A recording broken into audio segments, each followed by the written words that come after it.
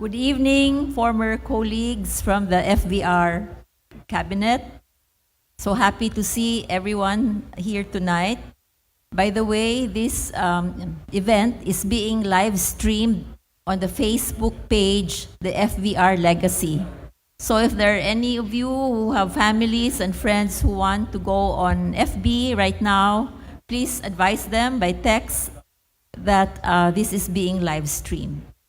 So tonight I have been given the honor, actually asked by my colleague Shell Habito, to organize the eulogies and the tributes for our former boss, President Fidel V. Ramos. So we have 10 of his former cabinet members who will speak to us tonight. The first one that I would like to call on is the Honorable Franklin M. Drilon, former senator, and Justice Secretary during the time of President Ramos, Senator Drilon.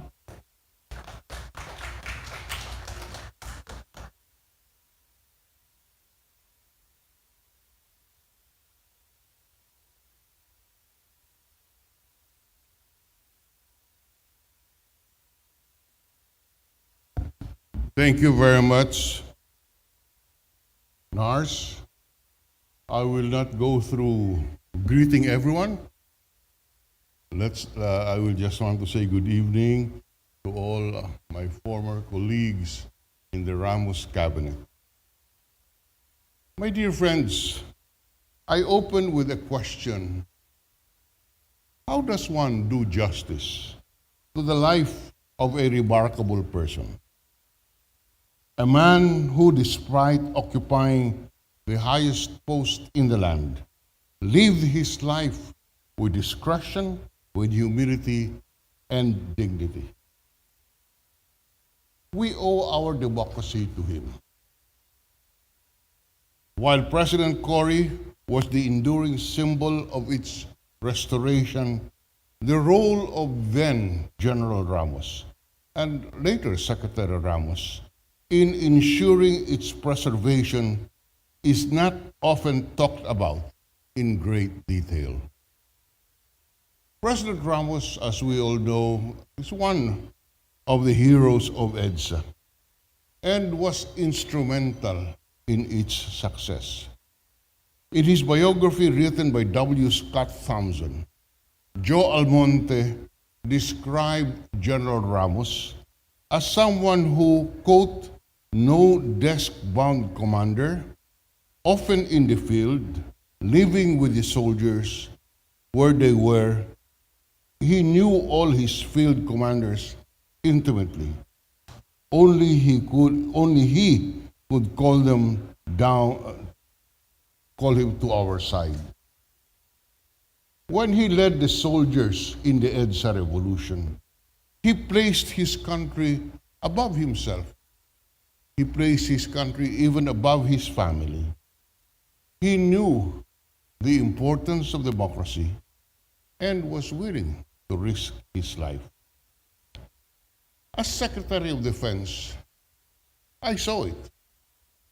When I was Secretary of Labor and Secretary of Justice, I was with the President Ramos as Labor Secretary, and he was the Defense Secretary.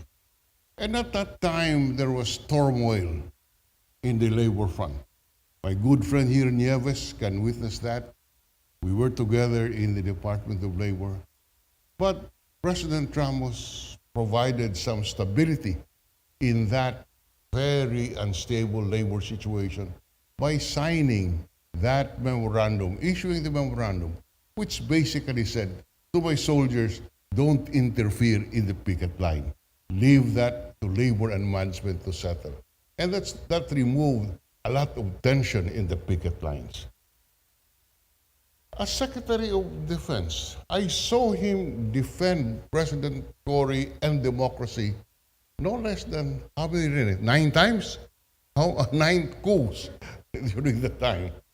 And he was steadfast. And indeed, I saw why he was called Steady Eddie. Kahit ano pong gulo, pag si Eddie Ramos ang kausap mo, alam mo na walang mangyayari doon sa mga nagtatangkang ibagsak ang pamalaan. President Cory recognized his competence, recognized his integrity, and endorsed him for president against all odds. I remember, we had only one governor when President Cory endorsed Ramos, and that was Governor Douglas Cagas of Davao. Wala na po kami ibang kasama. But, and even his brother-in-law, Pipinco Huangco, her brother-in-law, Pipinco Huangco, was silently rooting for the late Monching Mitra. But Cory stood fast, and she endorsed President Ramos as her successor against all odds. President Ramos was not a traditional politician, but it turns out that President Cory made an excellent choice. Being a non-politician allowed President Ramos to bring fresh, pragmatic insights to the presidency. He was a working, thinking president, a technocrat, and we in the cabinet respected him for it. He came to meetings prepared and expected no less from us. He introduced me to the concept of CSW. I am sure all of you former cabinet members know what CSW meant, but not having been associated or not having worked with President Ramos while he was in the DND, I was always wondering what CSW in red ink was all about, until I knew that it meant complete staff work. And these are marginal notes which would clutter whatever memo you have because of that issue, of that question. That was the mark of his professionalism and style of management. He took the work of governance seriously, and our country was better because of it. Steady Eddie, he was called. You know, we were confronted with many critical situations during that time. I'll describe to you one. Rene is here and can confirm it. If you remember, there was a shooting in the Magallanes Theater. And it caused the death of a certain colonel who was a classmate of Secretary Ramos then, and Rene de Villa, and all those star-studded generals. So there was so much tension that Cory had to confront with. And I remember, Rene, that fateful dinner in Arlegui, where Cory, I faced all the generals. Lahat po, mayroong stars dito. Sabi ko kay Presidente Cory, Ma'am, pag nagkudita dito, lagot tayo, tayong dalawa lang. But again, Eddie showed his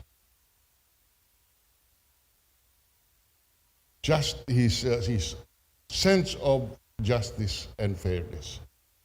He looked for solutions. And the solution was Rene and the late Alfredo Lim had dinner in the house, and we tried to settle the dispute. While the three of us were talking, there were armed bodyguards outside my gate in Green Hills. But again, Eddie, as I would recall, he is known as Steady Eddie because hindi po siya kinakabahan, hindi siya nararattle. Basta he just looks for the solution. That is the kind of person that I recall of President Ramos. And he earned that moniker not only Steady Eddie, but also he made the country turn around economically. So that from being a sick man of Asia, that we were called, by the end of his term, the Philippines was Asia's rising tiger. No small achievement given the difficulties that he faced. Even in his presidency, he would call or write to express his thoughts on policy issues. He would send cutouts of newspaper articles with his comments on them. I'm sure all of you got your own load of those newspaper clippings, his columns in the Manila Bulletin, together with all his notations.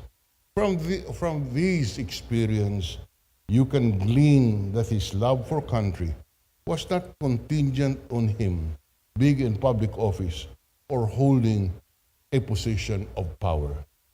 It endured past his political career.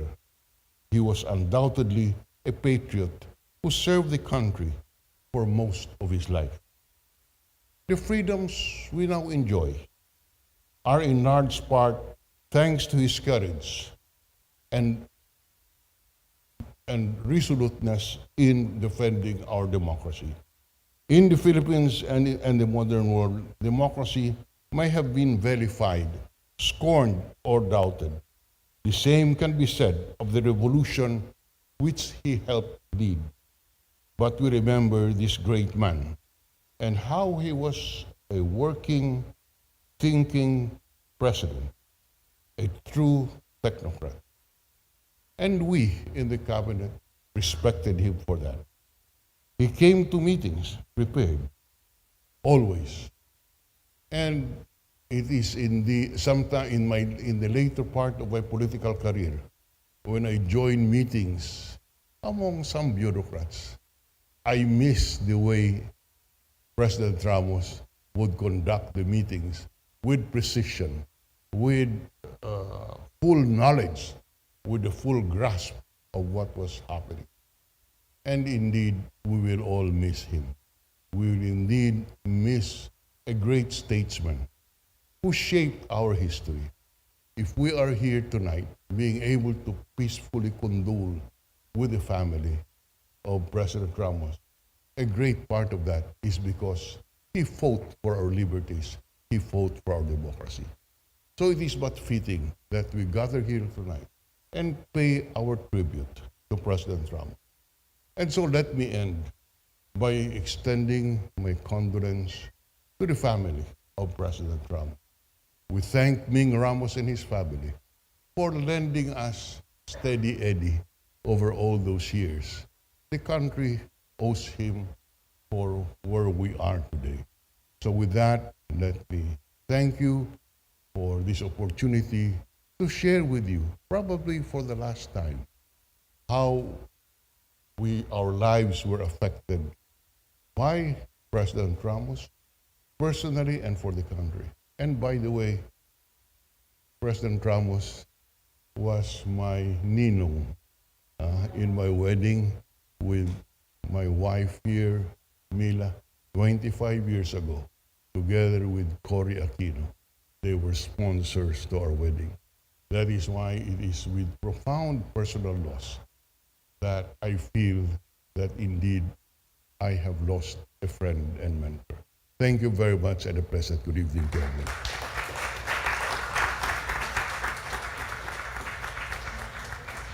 Thank you, Senator Drilon.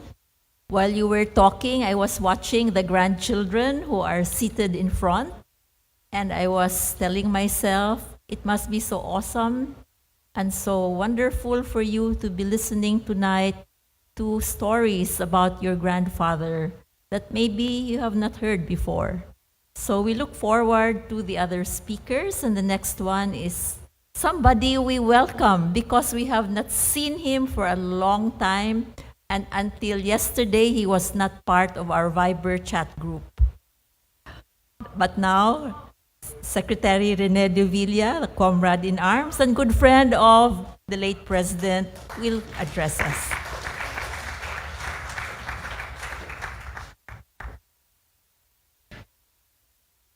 Alisin ko siguro ito, no? Thank you very much, Nars.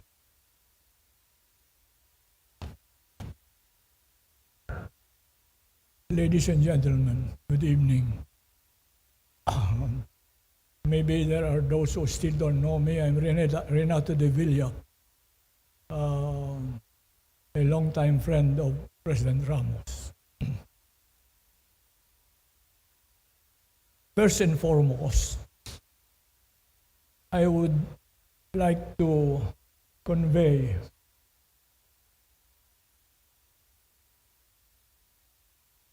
in behalf of my family our deepest sympathy and condolence to Mrs. Wing Ramos, who I understand was here earlier today, and the rest of the family of former President Ramos. It is an honor for me to be one of those who will pay tribute to him and honor him tonight. I first met President Ramos in 1957 at the foothills of the Sierra Madre in Tayabas, Quezon. I was a second lieutenant, fresh from PMA, and President Ramos was a captain. I was assigned in the 3rd Battalion Combat Team, and President Ramos was assigned in the headquarters of the 2nd Military Area.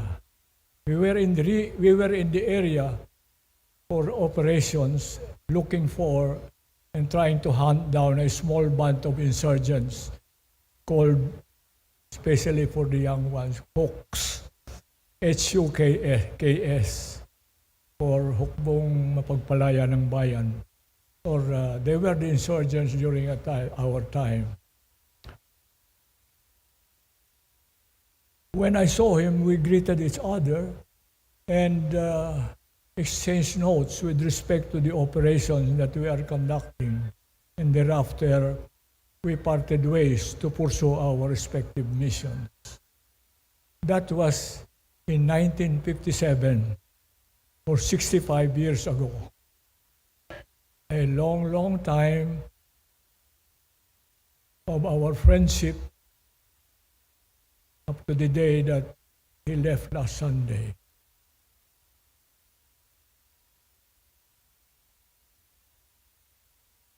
Forward to 1986. FBR, as is fondly known to all those who served with him in government, was the chief PCINP and concurrently Vice Chief of Staff of the Armed Forces of the Philippines under General Fabian Ber. I then was commander of the PCINP command in the Bicol region, in Region 5. And concurrently, commander of the Regional Unified Command under General Ver, also in Region 5.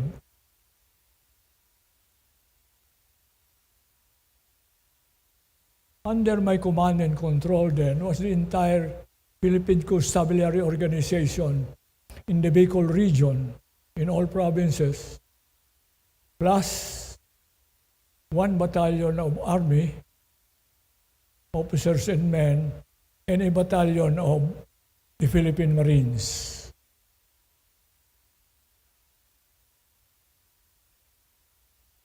On the second day of the crisis in Manila, the People Power Revolt, President Ramos called me at night and asked me if I knew what is going on. And of course, I said yes. And he said, okay, you stay there and stick to your mission of maintaining peace and order in your region. But additionally, he said, try your best not to get the Army and Marines involved in what's going on, and try to prevent them from going to Manila. He then reminded me to keep peace in the region and ensure that the NPA do not take advantage of the crisis that is developing in Manila.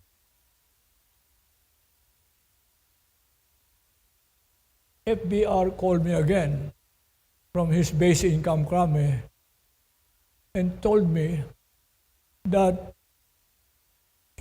Kamkrame was about to be attacked by forces under General Bear and still loyal to President Marcos.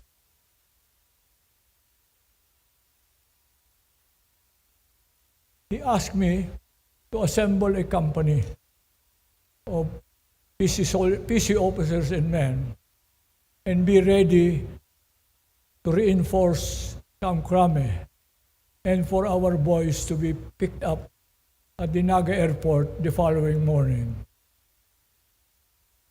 That task was accomplished totally, and our boys did not get engaged along the way because they were along the way to Krame because they were protected by priests and nuns who surrounded them as they marched beyond the lines of the Marines who were poised to attack Krame and until they reached the camp. So, President Ramos or FBR conveyed that a second company that I was preparing to send was no longer necessary. He just told me, stay put and be ready to come to Manila and report to me, which actually happened later. We now fast forward to 1989. This was the year when Gringo Honasan and the RAM launched their biggest and strongest coup attempt against the Cory government.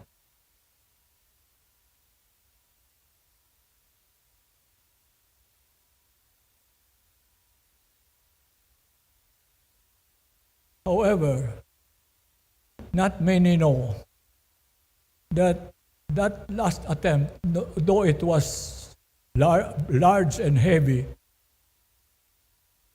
was doomed to fail because prior to that time, sometime earlier in 1987, President Ramos had already decided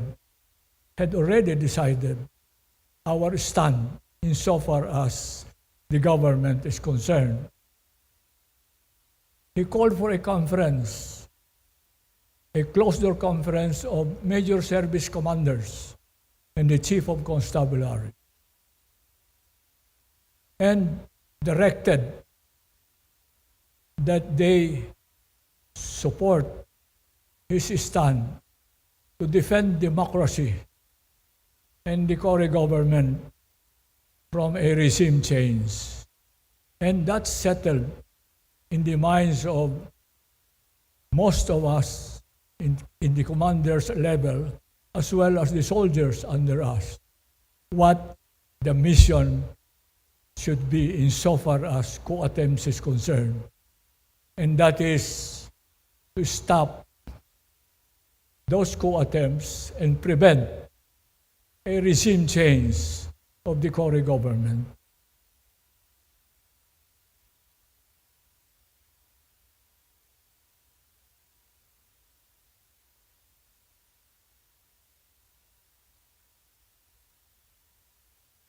After that meeting, he directed me to draft a message to inform all major service commanders and all field commanders of the armed forces and the Philippine National Police to take orders only from him and no one else.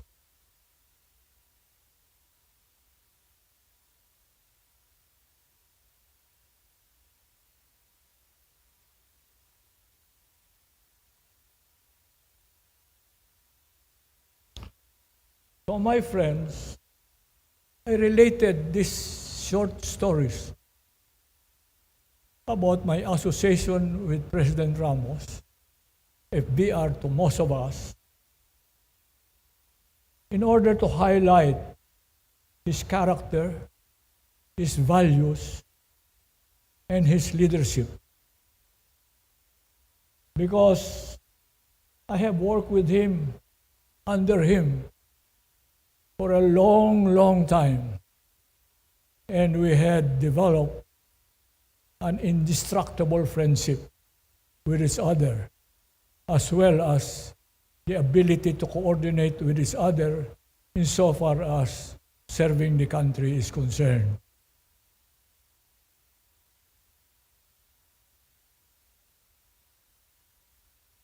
He was a military professional, a perfect officer and gentleman.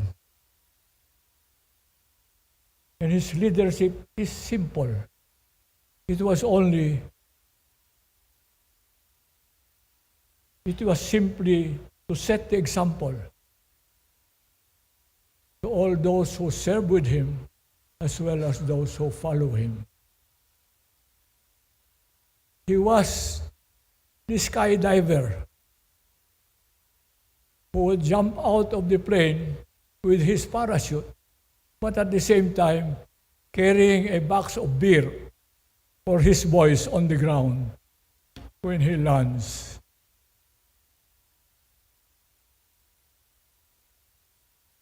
He was also a disciplinarian insofar as duties and responsibilities are concerned. He stood as a model of what a soldier, a Filipino soldier, should be. And we all saw that, we all recognized that, and he demonstrated that he can do what everyone under him can do. As a matter of fact, if some of you may have heard, every summer we have to hike from the Edsa Shrine all the way to Antipolo very early in the morning so that he can keep up with his health and exercise. And even when we were in a visit into the United States, in one morning, during breakfast, the late Bobby Romulo told me, "Rene, I almost died this morning." And I said, "Why?" FBR went for a jog, went jogging in the Central Park, and I have no rubber shoes. So I said, "Swerte mo yan, Bobby." So, many, many more things that I know. We have been friends for 65 years up to today. And it will fill 2 hours for me to relate all the things I know about who FBR was. There are many more incidents and many more situations where he proved himself to be a real leader.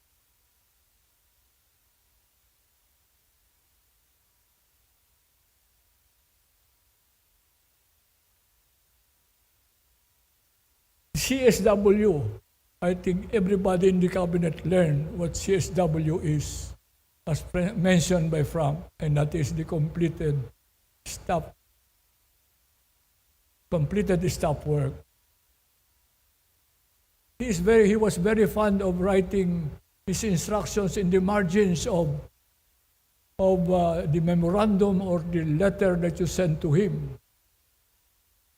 And if it is not completely done, he would read it to you, return the memorandum to you, full of red ink and and you are required to change.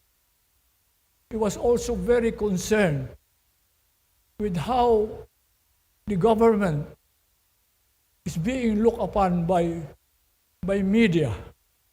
And he instructed, I don't know, the cabinet members are here, he instructed the cabinet to make sure that they read the newspapers very early in the morning, and if there is something that pertains to them, for him to be able, for that cabinet member to be able to prepare a response and have it released to the media before 12 o'clock in the same morning. He caught me one time because he is used to waking up at 4 o'clock in the morning, reading all the newspapers, as Frank said, and sending you memos of his clippings. And he said, do you know about this fund mess that is reported here in the bulletin that happened in Tanay, in the training command in Tanay? And I said, I'm sorry, sir, I have not read it yet. And he said, God damn, you better buy newspapers and read them. And make sure that you answer it before noontime. And so for dutifully, I said, yes, sir. And that was the lesson. From that point on, he never caught me again sleeping with respect to news reports. So, my dear friends, ladies and gentlemen, there are many more characteristics that I can tell you about FDR, our friend, our boss, our mentor, our guide, and our director insofar as being in government is concerned. I believe, and I fear no contradiction on this, that FBR, as President of the Republic, had fully dedicated himself to the service of the Filipino people. He was indeed a disciplinarian, but at the same time, he was a compassionate person. And he paid much attention to his anti-poverty program. He also paid much attention to, this is his favorite phrase, leveling the field in business and industry. And I cannot think of any other person in government at that time, in a position of responsibility, who had such a passion for working for the people. I believe that, and again, I do not expect any contradiction to this. I believe that he has dedicated himself to the Philippines, to the well-being of the Philippines, coming from his mind and his heart. We have had a great president who tried his very best to move the country forward in terms of progress, as well as in terms of the well-being of the people. So,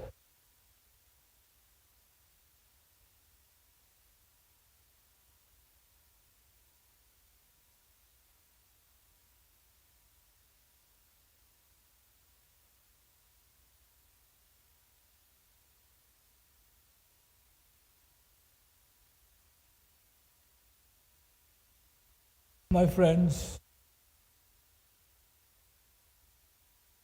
after knowing him and being his friend, his supporter, his student for so long a time, and having observed him very closely, and at times almost everywhere that he went to, insofar as travel is concerned, I do believe that he was really, as Frank has said, a great president, a great statesman. He traveled to promote the Philippines, especially in the ASEAN region, in Europe and in the United States. He went around to promote investments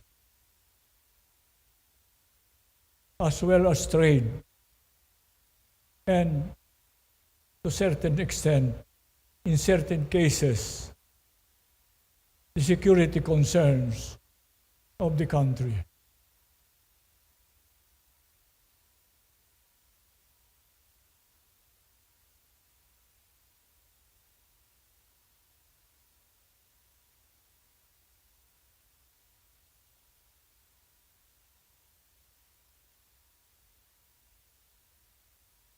So there you are.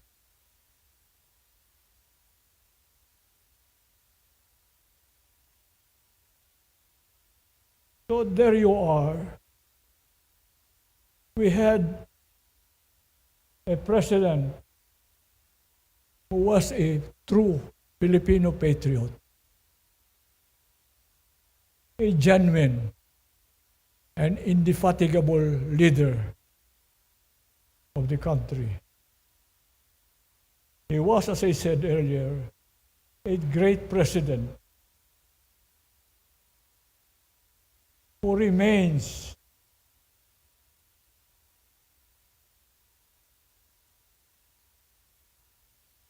to be matched by his successors.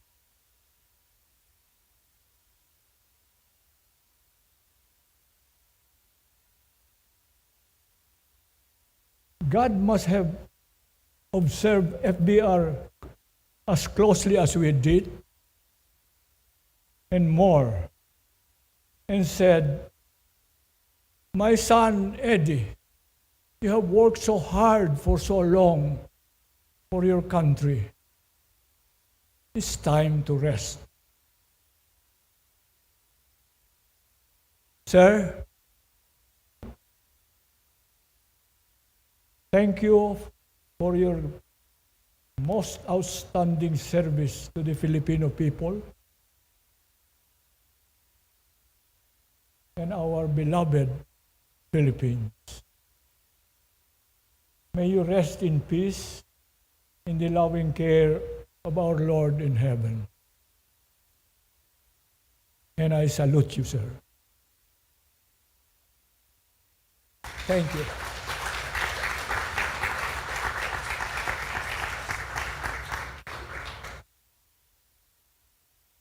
Thank you, Secretary Rene. That was very rich in history.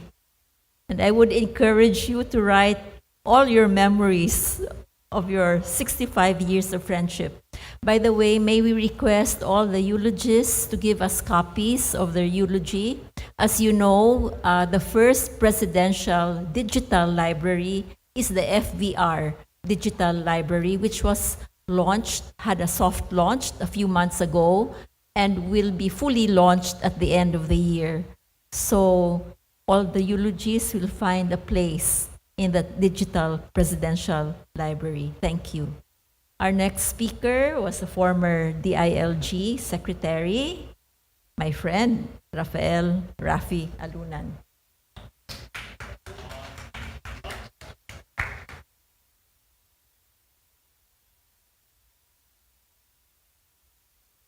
Good evening.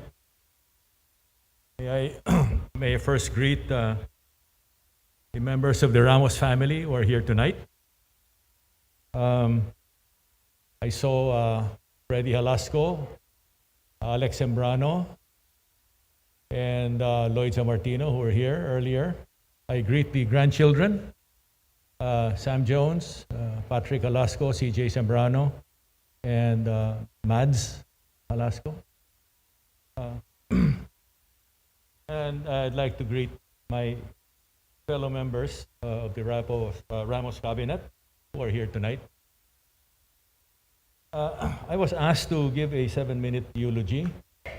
I'm glad that NARS told me it was 7 minutes because I had anticipated saying a eulogy, and I was already running something like about 20 pages. And because, as Frank and Rene said, there's just so many stories to say about Eddie Ramos. He was a multifaceted fellow. So many characteristics that one could just talk about endlessly. But unfortunately, we don't have the luxury of time. So what I did was I trimmed my 20 pages to just 5 pages to keep within the 7 minutes. And so with your indulgence, I'd like to read it verbatim. I wrote this from the heart. And so before anything else, Elizabeth, my wife, and my children join me with profound sadness in extending our sincerest condolences to you on the passing of former President Fidel V. Ramos. FVR was the greatest post-war president the Philippines was lucky to have at the right time and at the right place. He was many things all at once to many of us. A patriot, a hero, a leader, a soldier-statesman, a peacemaker, a reformer, a nation builder, and in retirement, trustee of the nation. His heroism became evident early in life. In Korea, at the Battle of Erie Hill. Those interested to know about his saga in Korea can Google it. But this much I can say. The Koreans are so grateful to the Philippine government and to President Ramos's involvement during the Korean War that in Seoul's War Museum, there's a section dedicated to the Philippines and a special corner for FVR. He was Special Forces bred at Fort Bragg. He was the first company commander of the Philippine Army's fledgling Special Forces, which is now a regiment. Later, as Philippine Constabulary Chief and AFP Vice Chief of Staff, he founded the PC Special Action Force, now known as the PNP SAF, together with General Renato de Villa.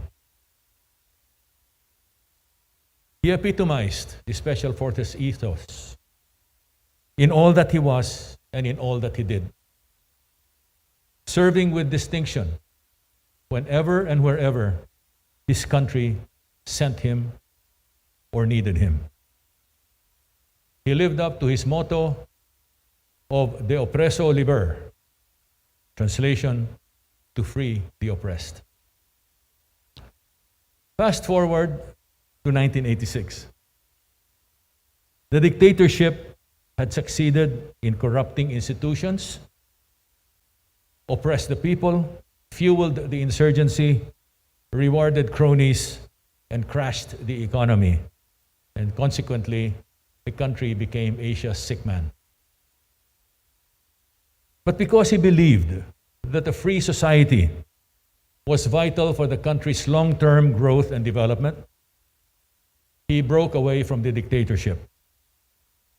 He took hold of a military revolt that quickly morphed into people power, resulting in regime change. But more importantly, it opened a window for national renewal. In the next 3 years that followed, he defended our fragile democracy and freedom, and he helped restore and freedom he helped restore from rebel forces at least 7 times.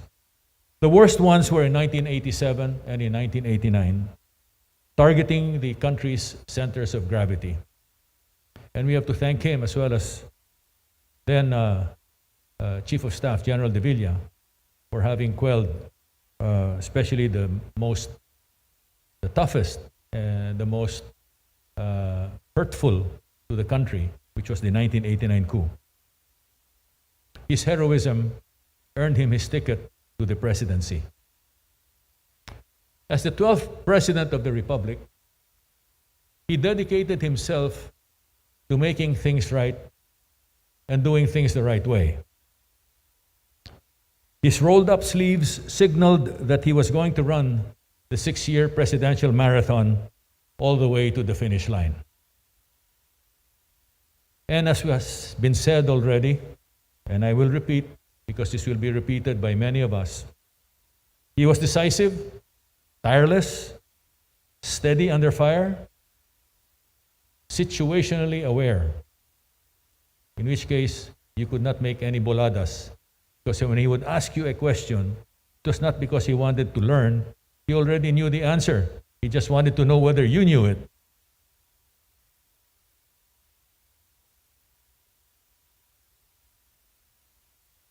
And he led by example, as well as he was a man who mastered timing. He was a master of timing. And he empowered his team and managed by objectives. That's how he got things done.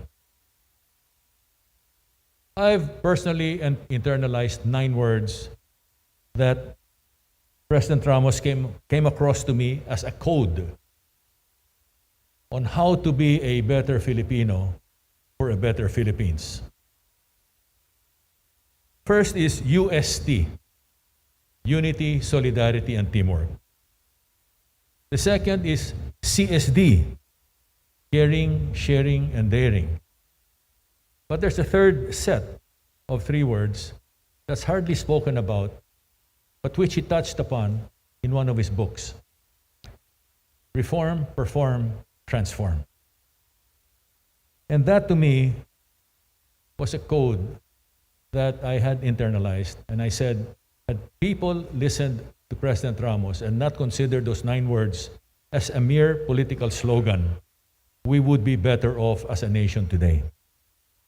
But on top of those 9 words, additionally, and it has been said, we learned all about completed staff work, that's CSW, and another acronym of NLT, not later than, for timely compliance. And of course, the signature thumbs up to signify, kaya natin ito. FVR proved how unity, solidarity, and teamwork could quell security threats. It was all about teamwork with the people that he had. Resolve and recover from crises, and restore trust and confidence in the country with Team Philippines. Although his presidency was bookended by the power crisis and the Asian financial crisis, the economy rose to tiger cub status through a strategic mix of good governance, peace initiatives across the board, from the MNLF to the CPP and PANDF to the MILF to the CPLA and of course the RAM. And of the 5 where we were involved up front and also at the back room, we were able to resolve the issues with RAM, with the MNLF, and with the CPLA actually, although there was no formal agreement because Conrado Balweg was killed before he could sign a peace agreement with the president.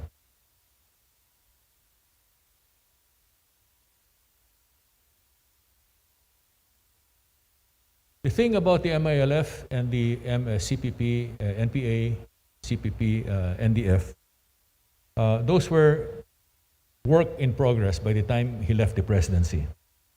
And I recall that he kept on bending backwards and walking the extra mile for a new beginning. He worked 24/7 for duty, honor, and country. But for us in the cabinet, it was 25/8. And we used to tell him, Mr. President, you're really an Ilocano. Why? Because we're overworked and underpaid. Emphasis on underpaid. That was our new normal. The longest days were field visits and cabinet meetings on location. He didn't want people coming to Malacanang. We had to go to the people. Where we would wake up at 4 a.m. and depart from Villamor Air Base at around 6 and then return by around 10 p.m. And you'd think we would go home by then? No, he'd still have a meeting to wrap up things. By then, everyone's tongues were hanging out, especially his political and media critics who he personally invited to join in such ventures, who were very unfamiliar with his work ethic and who, after going through the mill, learned very quickly the virtues of prudence and circumspection the next time they opened their mouths or wrote about him. For 22 years after his retirement, until early 2020, FVR was our elder statesman. He represented the country in various capacities.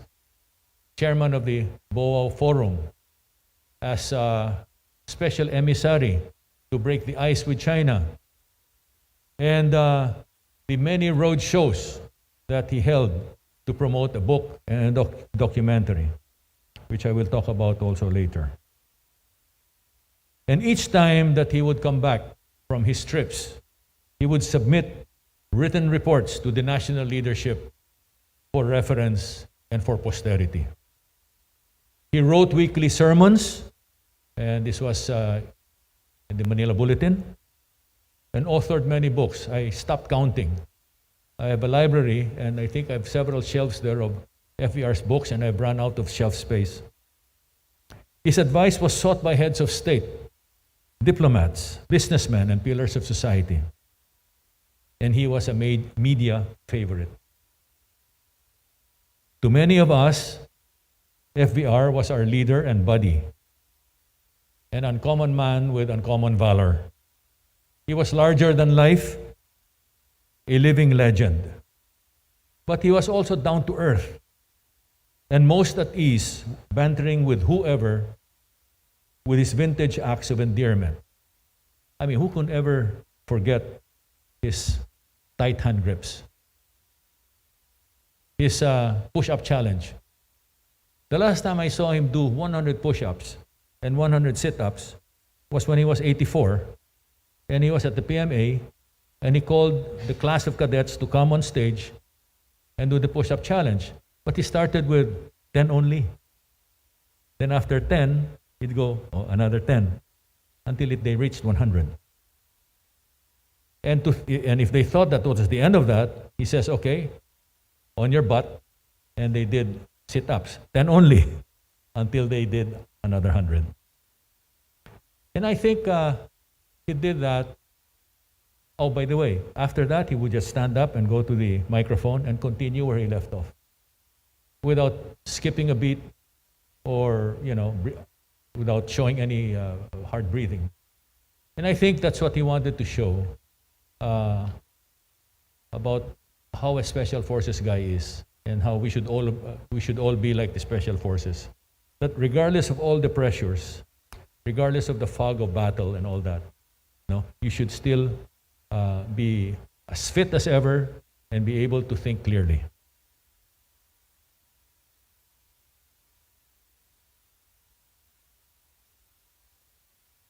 Sir, thank you for your trust. I learned much from you about managing crisis, handling the press and politicians, enforcing the law without fear or favor, persistent peacemaking, applying rules of engagement and the principle of command responsibility, combating crime, corruption, insurgency, and terrorism, and of course, advancing the national interest. You had my back through all that.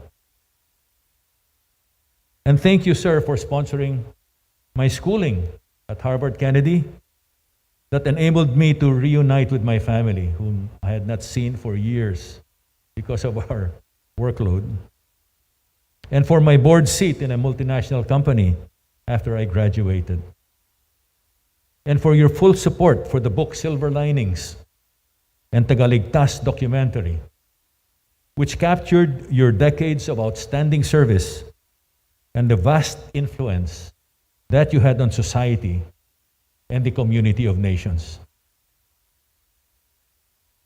I was privileged to work in your shadow, experiencing a kaleidoscope of indelible moments since we first met in 1986, which are too numerous to mention in an eulogy like this one.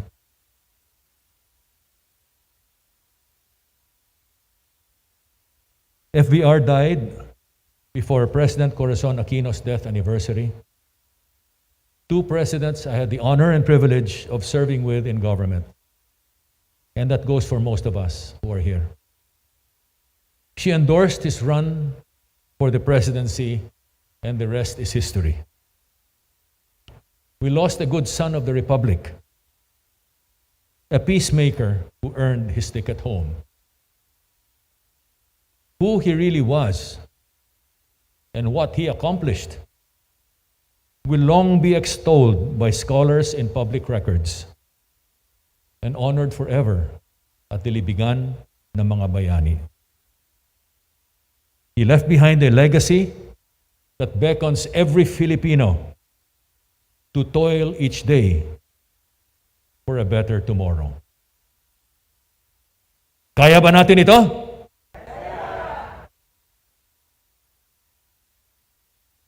Sabi ni FBR, mahina, hindi niya narinig. Ulitin natin. Kaya ba natin ito? Kaya! Maraming salamat po.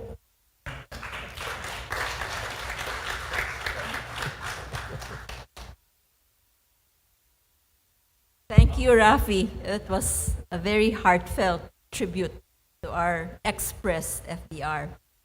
The next speaker is someone I can describe as irrepressible. The irrepressible Nieves Confesor, former DOLE secretary.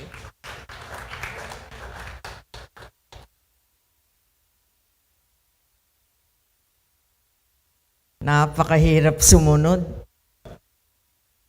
sa mga not so young. But it was so good, like our cabinet at the time.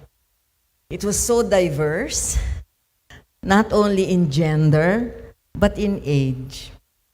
Oh yeah, but it was a precursor of our time, your time, where age will not dictate your entry or promotion. So it was a fun time at this cabinet, sir. I wrote it down to make sure I was within 7 minutes of NARS. I opened my greeting to him as to my president. And some of you will say, how dare you call him your president? And I will tell you this. During my early days in cabinet, when I was mad, when I liked him very much, because we agreed, I called him, my president.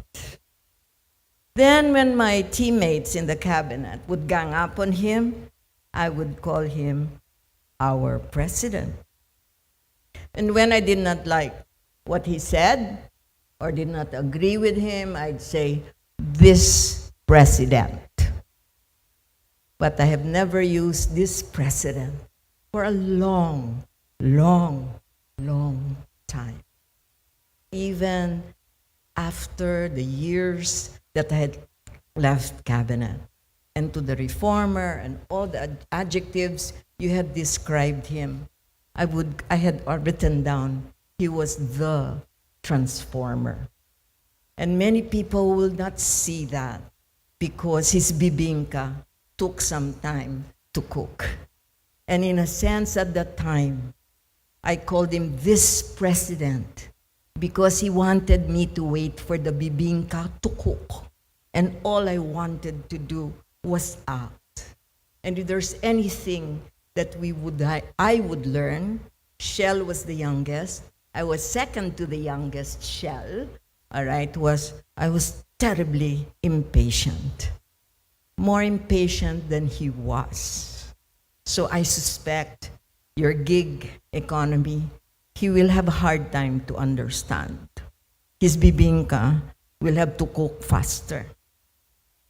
And to Ma'am Ming and to the family, our sincerest condolences. My husband refused to stay behind for this, sir. At the early days of cabinet, he refused to come to the state dinners. He refused to go on the boat while we were having a meeting, so Ludwig and he had to stay with the PSG to entertain themselves. Yeah?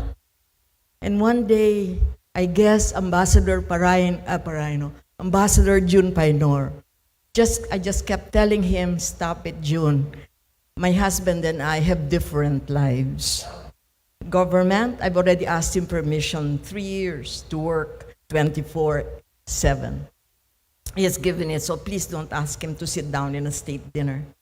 The president came one day and he says, Nieves, if Mr. Confesor does not appear in this state dinner, I forget which country, he said, I will say, guni-guni mo lang yan.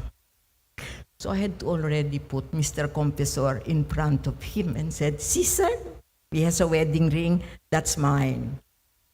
And so in a sense, what was he? I never knew him before. I just knew him as general. And one of the things that marked that relationship was not a boss, but he was a caring boss. He wanted to know who my husband was. He wanted to know who I cared for. He wanted to know why he could not make me learn golf on Sunday. And that was the caring that we all just required to work 24/7. It was a friendship not of 65 years that we could rely on, Rene. It had to be sudden. And he stood there and he said, we shall work. I thought one of the first, even before the 100 days were up, and Frank was correct. When Mr.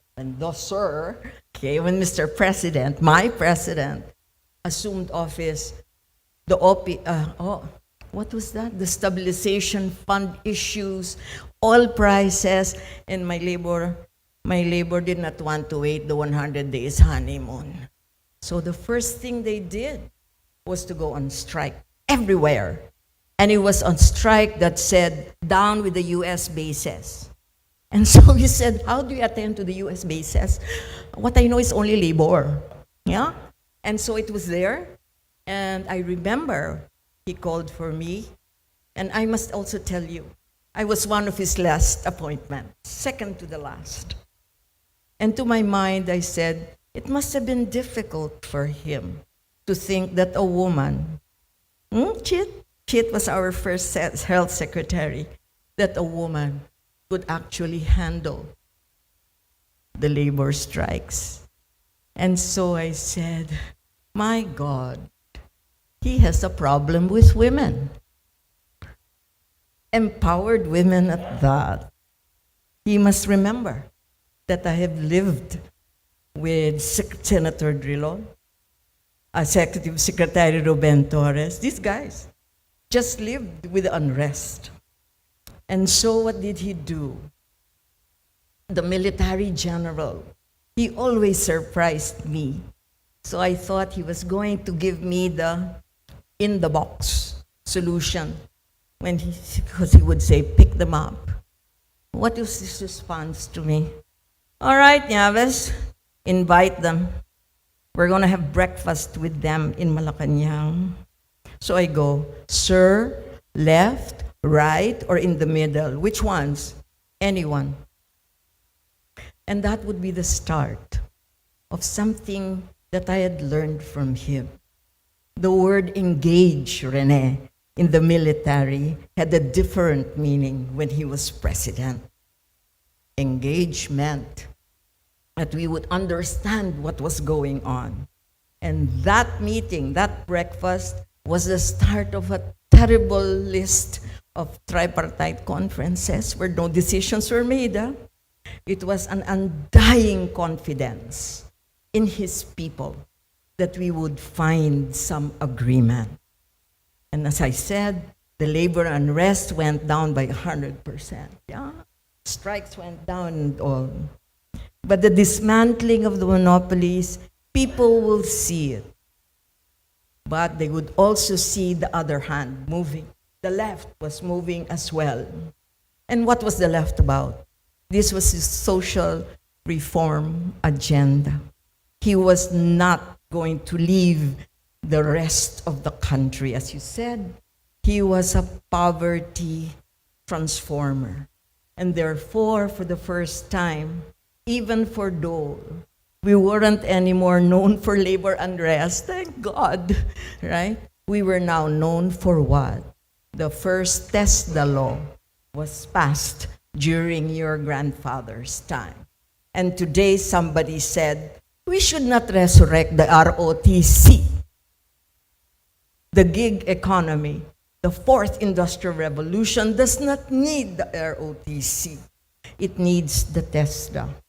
It needs a refurbished TESDA, getting our youth to embrace the fourth industrial revolution and getting them with the same discipline, with the same fervor.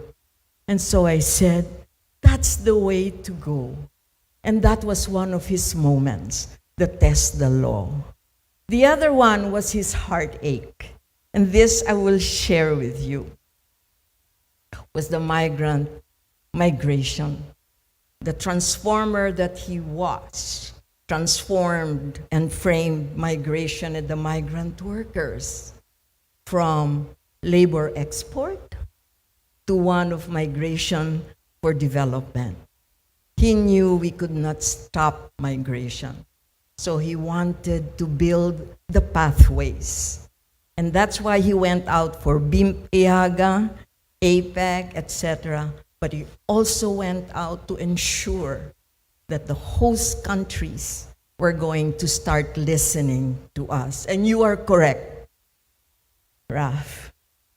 When Korea opened, Korea embraced us at once.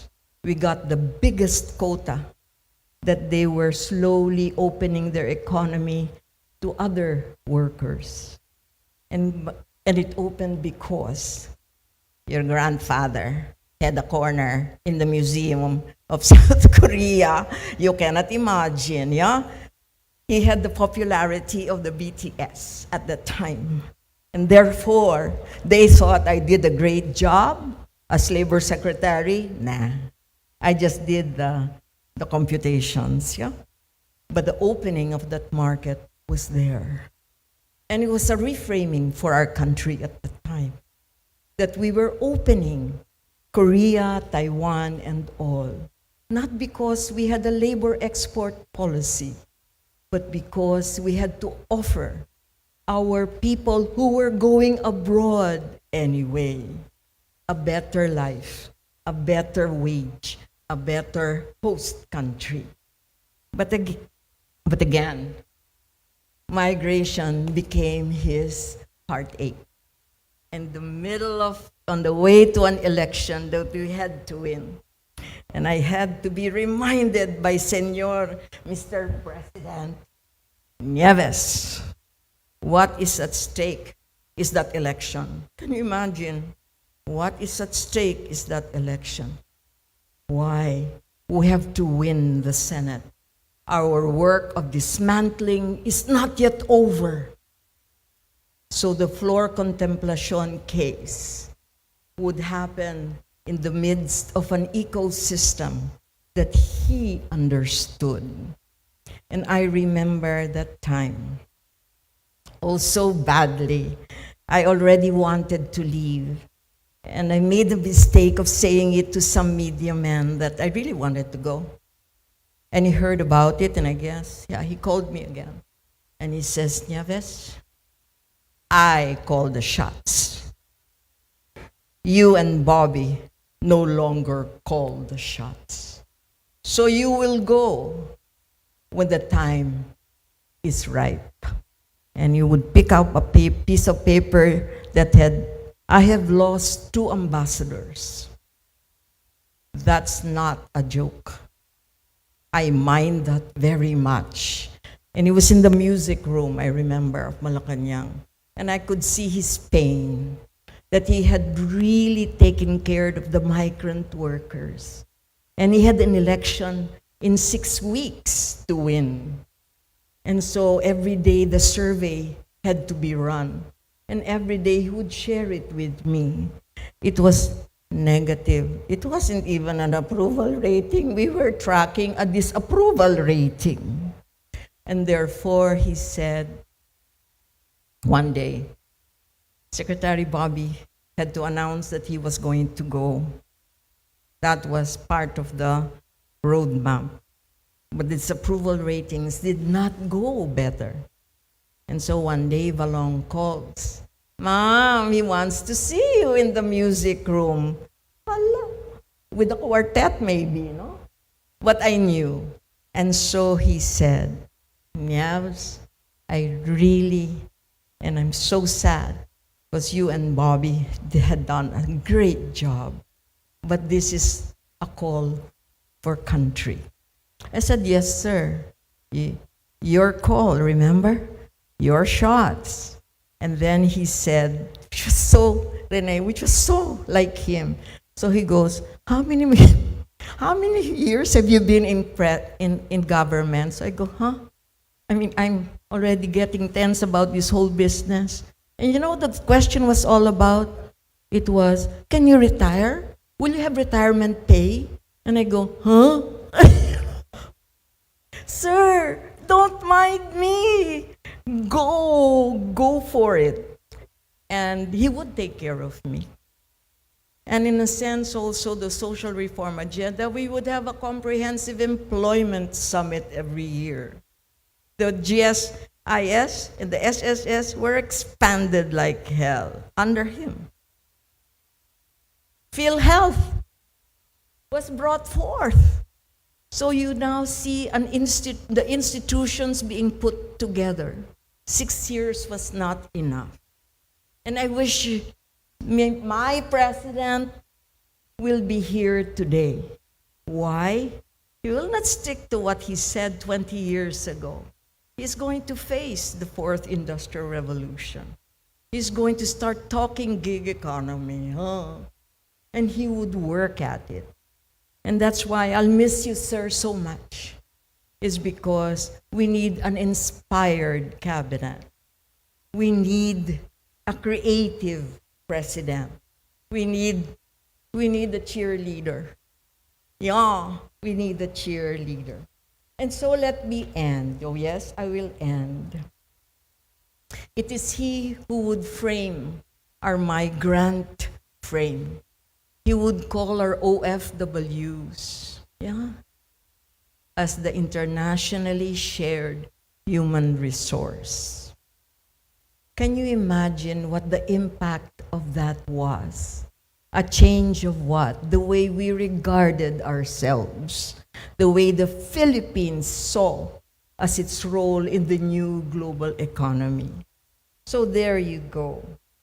So, Mr. President, my president, our president, thank you very much for showing us what leadership was all about and why leadership.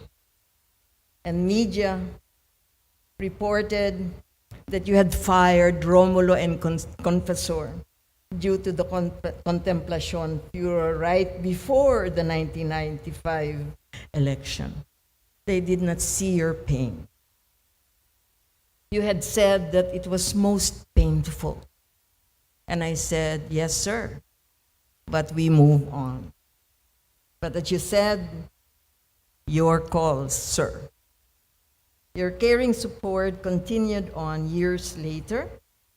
He would, when I had my terrible cancer surgery, my husband looks out our window and he goes, we had no Lala Move there at that time yet. He says, what's that thing doing with the uniform?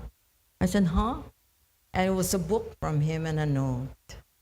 And it was a book entitled A Purpose-Driven Life.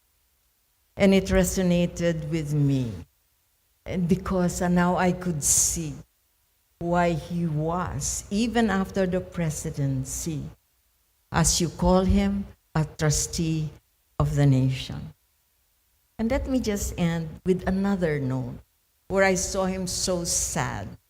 And all I wanted to do was be like Aladdin's genie, was to make things right for him, as in the floor contemplation, you know, and things would be right. But he didn't believe in my genie.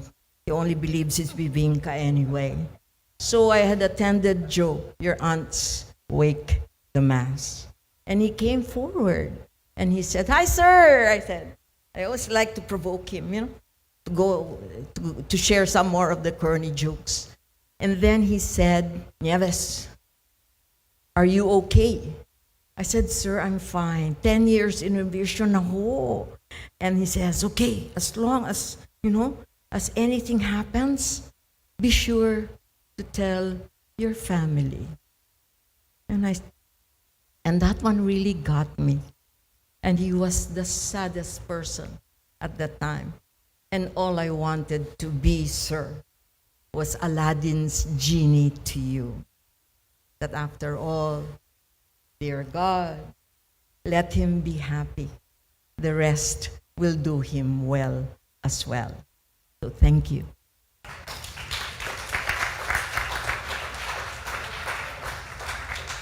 Thank you, Nieves. Didn't I say she was irrepressible? The last speaker during this first half was probably the longest serving, together with Shell Habito. Ernie Garilao was DAR secretary from 1992 to 1998. So Ernie, you have many stories to tell as well.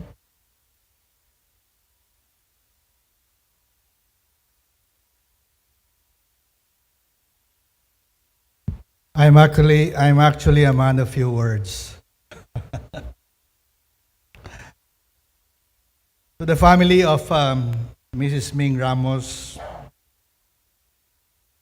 we join you in mourning the loss of your husband, your father and grandfather. FVR appointed me DAR secretary. Despite my contribution to the campaign was writing my NGO friends to vote for him. Even then, I was not successful since many NGO friends were suspicious of a general being president. Still, he appointed me, as I found out later, because he had reserved DAR for the CSO community. His instructions were simple: faster land distribution.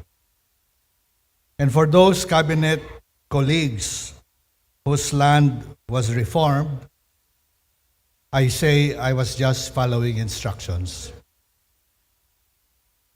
But address the farm productivity. He was an inspirational leader, and nor red ink instruction, nor early dawn calls meant you were doing all right. At the end of his term, the Ramos agrarian reform broke the curse of agrarian reform.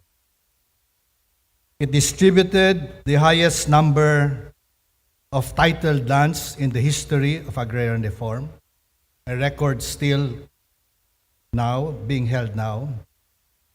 It hastened the resolution of agrarian cases, and its model of agrarian reform communities is still extant. It left billions of ODA assistance in the once empty AR coffers, and left the bureaucracy motivated and empowered. The Ramos agrarian reform, according to many, was the golden years of agrarian reform. In 1996, he tasked me to lead the social reform agenda, as mentioned by Nieves, to address the needs of the basic sector as a partner program to accelerate faster economic growth. The social reform agenda was determined by both state and society through numerous summits previously done. It was a translation of people empowerment, a pillar of the EDSA revolution. Basic sector participation was authentic. Representatives were elected by the sector themselves, and there was no effort at padding the list with Ramos loyalists. The result was the passage of basic sector laws, prioritized by the basic sector themselves. All but one were passed into law.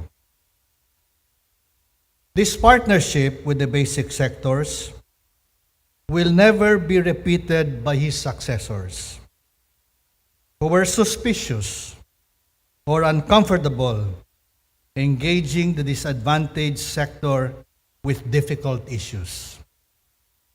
President Ramos was the only one with the confidence and commitment to break bread with them. The leadership of Ramos was democratic, participative, and results-driven, as applied in the economy, the regulation of monopolies, distribution of assets, and pursuit of peace. It was a period of political stability, high economic growth, people participation, attention to the social sectors, and peace agreements with revolutionary groups. Obviously, if the Ramos brand of leadership and governance, or even of its variation, was followed by his successors, Philippines would be a prosperous country at peace with itself. As we look to the present political landscape and of the future, we need the next generation of public leaders, schooled and practiced in the Ramos brand of leadership, a participative leadership that promotes state and society collaboration, that produces better human development outcomes. Good night, Mr. President. Thank you for the opportunity to serve our country with you and rest in the arms of our Lord.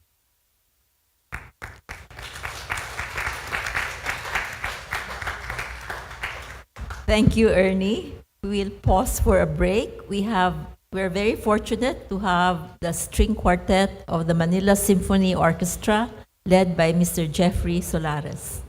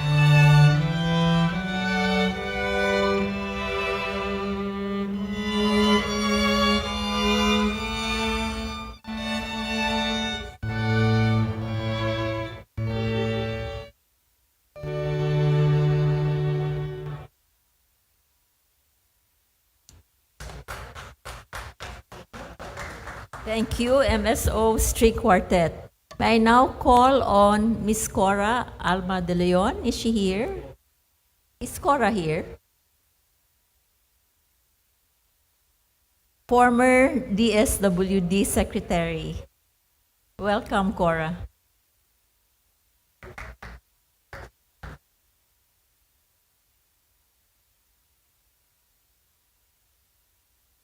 Good evening, one and all. Sinulat ko din yung aking sasabihin kasi baka makalimutan ko. No? Ang sinulat ko, my narrative to honor President FDR. My name is Corazon Alma de Leon kasi baka makalimutan nyo. I gave my heart to the Department of Social Welfare and Development. I gave my soul to the Civil Service Commission. And of course, the lion in me to the Philippine Red Cross. Pero President Ramos would say, Tiger Cora. Sabi ko, sir, hindi ho ako tiger, lion ho ako, kasi de leon ako. For this purpose, and in the interest of time, kasi mukhang tsurang gutom na kayo, I will use the acronym of heritage. Why are we here today? Why?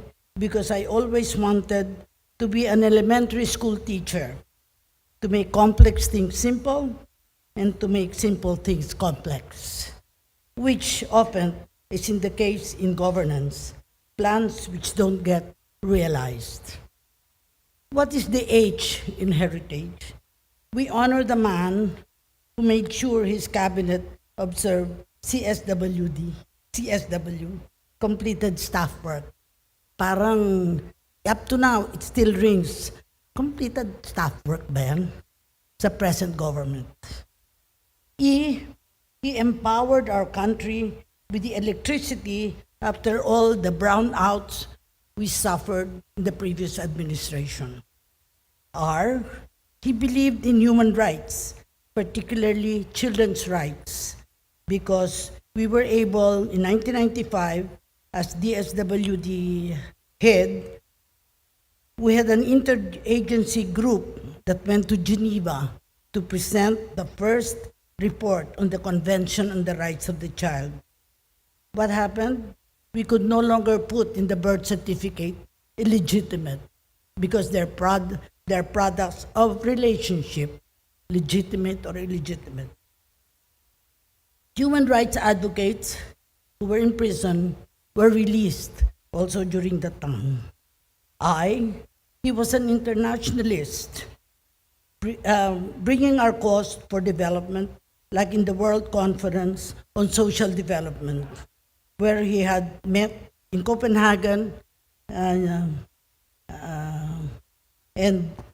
made significant interaction with Nelson Mandela and Fidel Castro. Of course, as Civil Service Chair, I became a member of the International Civil Service Commission for 4 years. He asked his cabinet to exercise teamwork. We had T-shirts with Team Philippines. I still keep that Team Philippines. He was an advocate of kaya natin ito, and we still have because we have the belief that we need an attitude of self-reliance, a belief that we carried in our own governance wherever we are. He believed in group work and in fact made sure that new projects like the productivity incentive bonus was really for those who performed, which later became a bonus for all in the next government. He of course showed us that it's very important for the economy to grow to the level of to greater heights. And he did it during the time with the Bibingka story, with putting fire below and above. How can we ever forget his humanity? Today, I thank him for my appointment as DSWD Secretary, and of course later chairman as well of the Mount Pinatubo Commission. with 10 billion budget and with, of course, with the post-audit of COA, no problem. 10 billion. Huh? I owe him a debt of gratitude for appointing me to be the centennial chair of the Civil Service Commission for year 2000 and asked me who I wanted to recommend to replace me. And without batting an eyelash, I said, Undersecretary Lina Belusilio Laigo, who's here today, and both of us were confirmed together in 1995. Bless his soul. I left government before I turned 60 and joined the Philippine Red Cross as its Secretary General when our hero Fidel Ramos was a blood donor from 2006 to 2009. Every so often, we all attended his book launching at different places. For our hero FBR, a gathering of friends, as we honor him for his fidelity and vigilance for reform. Goodbye, President FDR, till we all meet again in heaven. I hope and pray, and so with the rest of the members of your cabinet, I hope that we will all go to heaven, because we cannot go to heaven if we break other people's hearts. Thank you very much.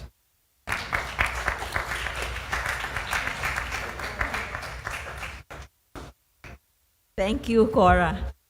May I now call on Bobby De Ocampo, former Finance Secretary, to give his tribute.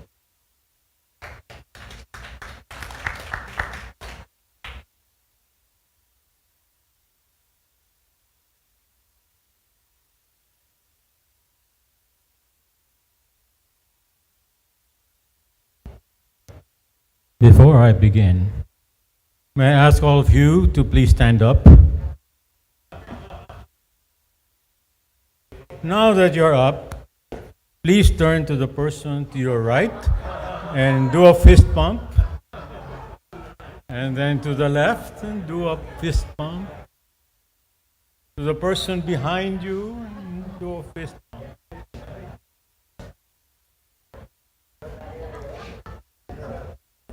I would have continued to tell you to make abrazo, but you know, COVID.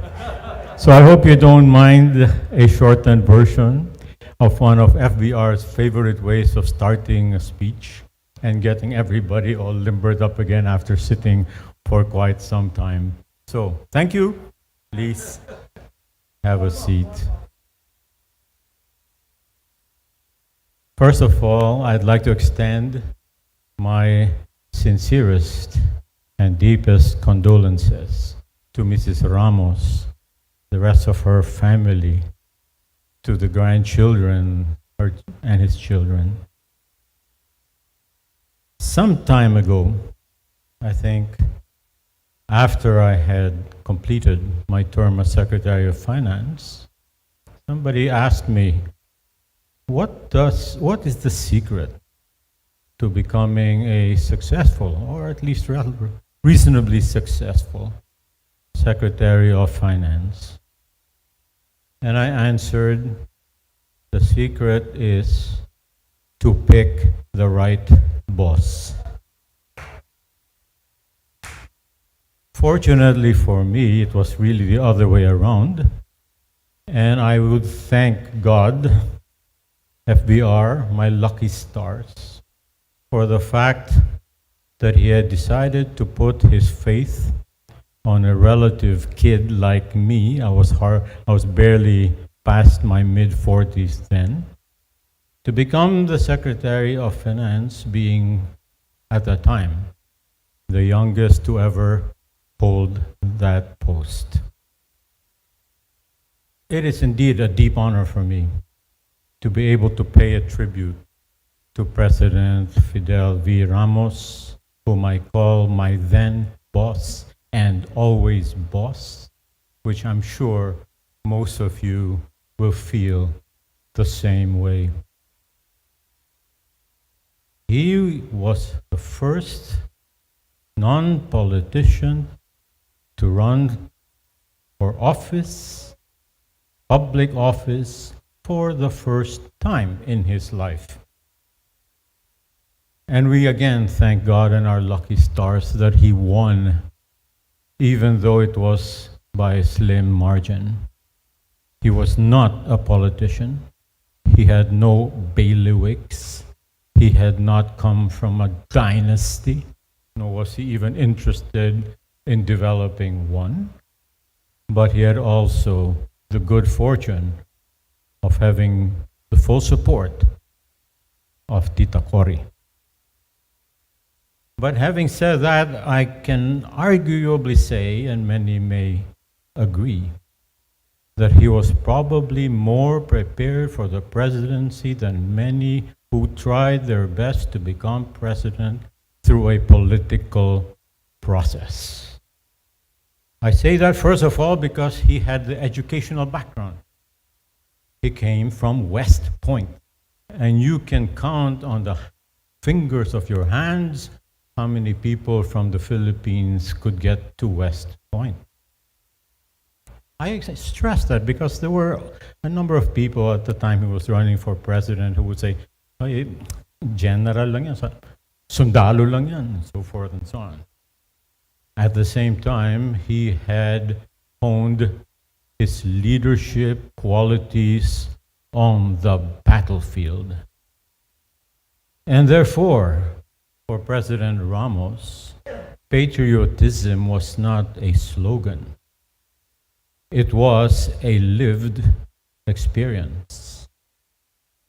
And the last line of our national anthem, "Ang mamatay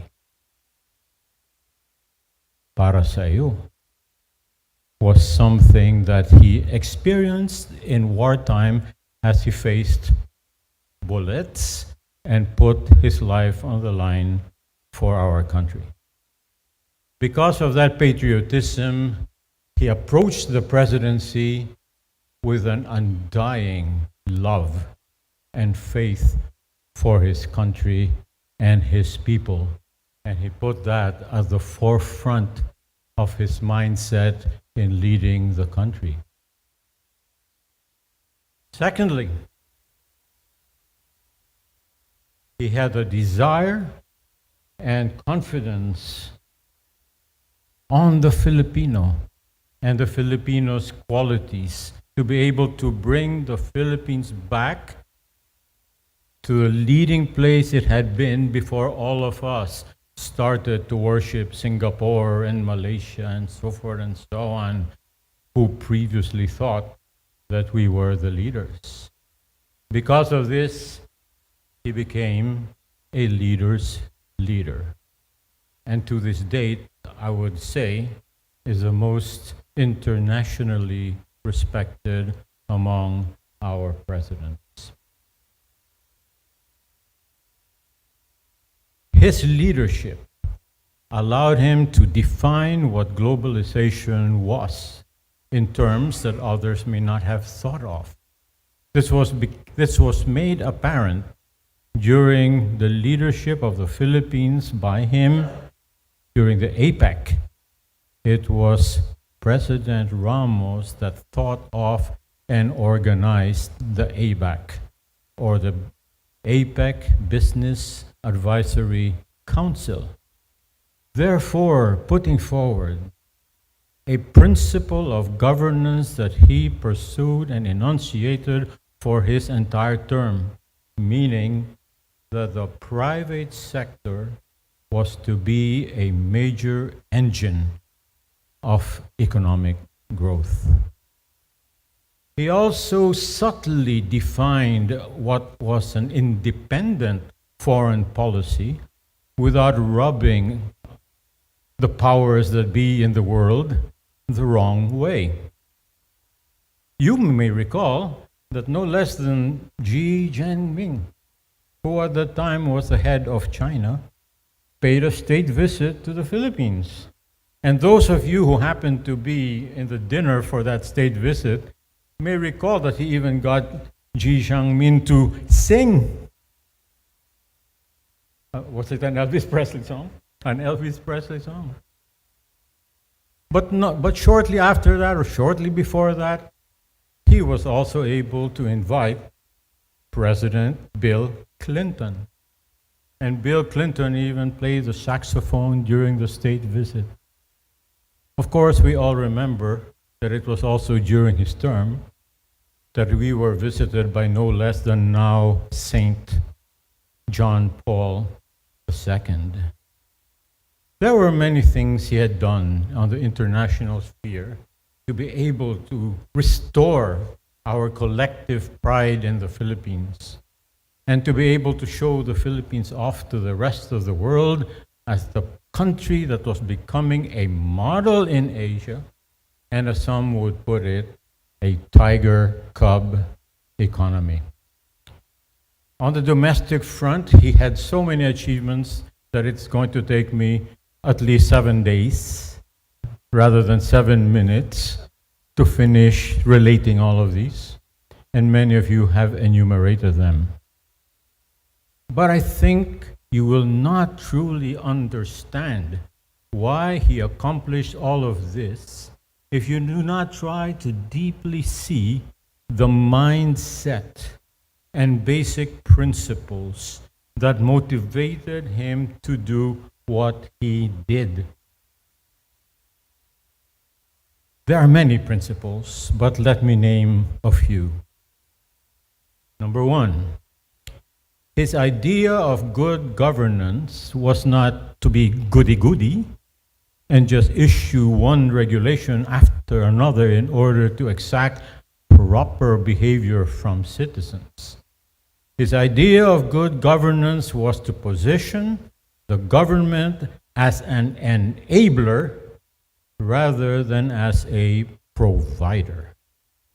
He had faith in the Filipino when given the right tools to be able to uplift himself and thereby, as the saying goes, where all boats rise with the rising tide, will be responsible as much as the government for bringing the entire economy up. To some extent, some would call that the bibingka principle. But the bibingka principle in his mind was not about baking a bibingka and then cutting it up into little pieces so that smaller and smaller pieces can be distributed to the population, but for that bibingka exercise to bake a bigger and bigger bibingka so that more can share larger pieces.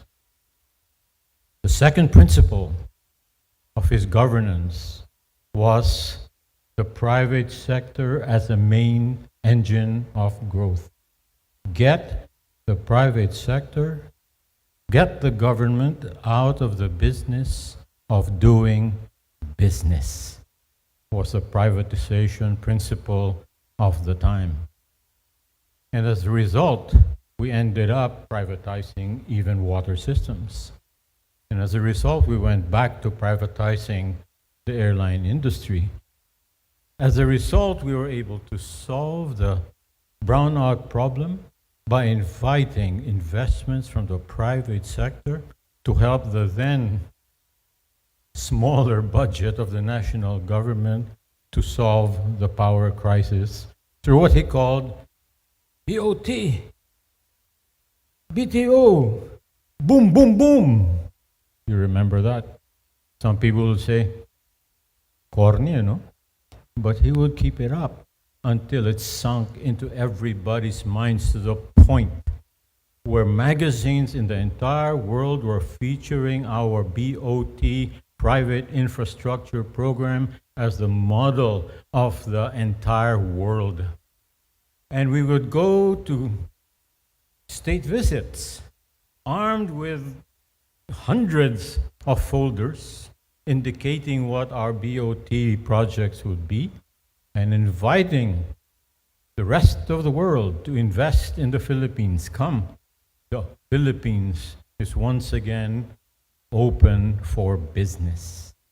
This, of course, connects neatly into his Bibingka principle and the private sector as the main engine of growth, because he was giving the tools of opportunity to our citizens to have jobs, to have business opportunities, to have the kind of infrastructure that they could take a hold of and form a business and succeed and be the ones to add to the entire effort of economic growth. He turned his attention as well to the problems of poverty, because our country's social structure is such that there are so many poor as against so many very rich. But his principle had less to do with poverty alleviation than it had to do with poverty reduction.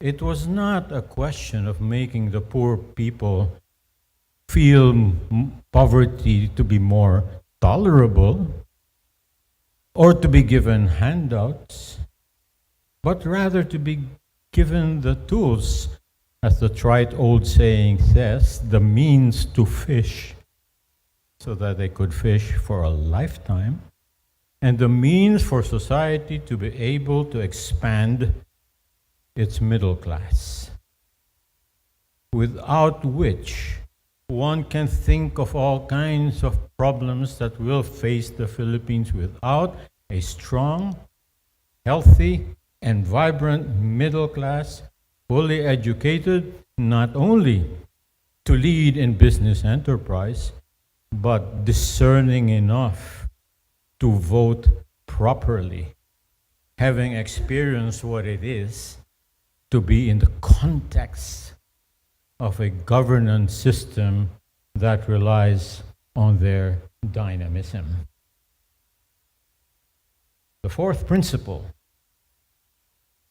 was deal with the complications of our democratic system, no matter how Byzantine the process may be, rather than diminish it. He was able to deal with our democratic system. How did he do this? First of all, he instituted a regular meeting of the LEDAC. Senators, I'm sure Frank will remember this very well, senators would convene practically weekly.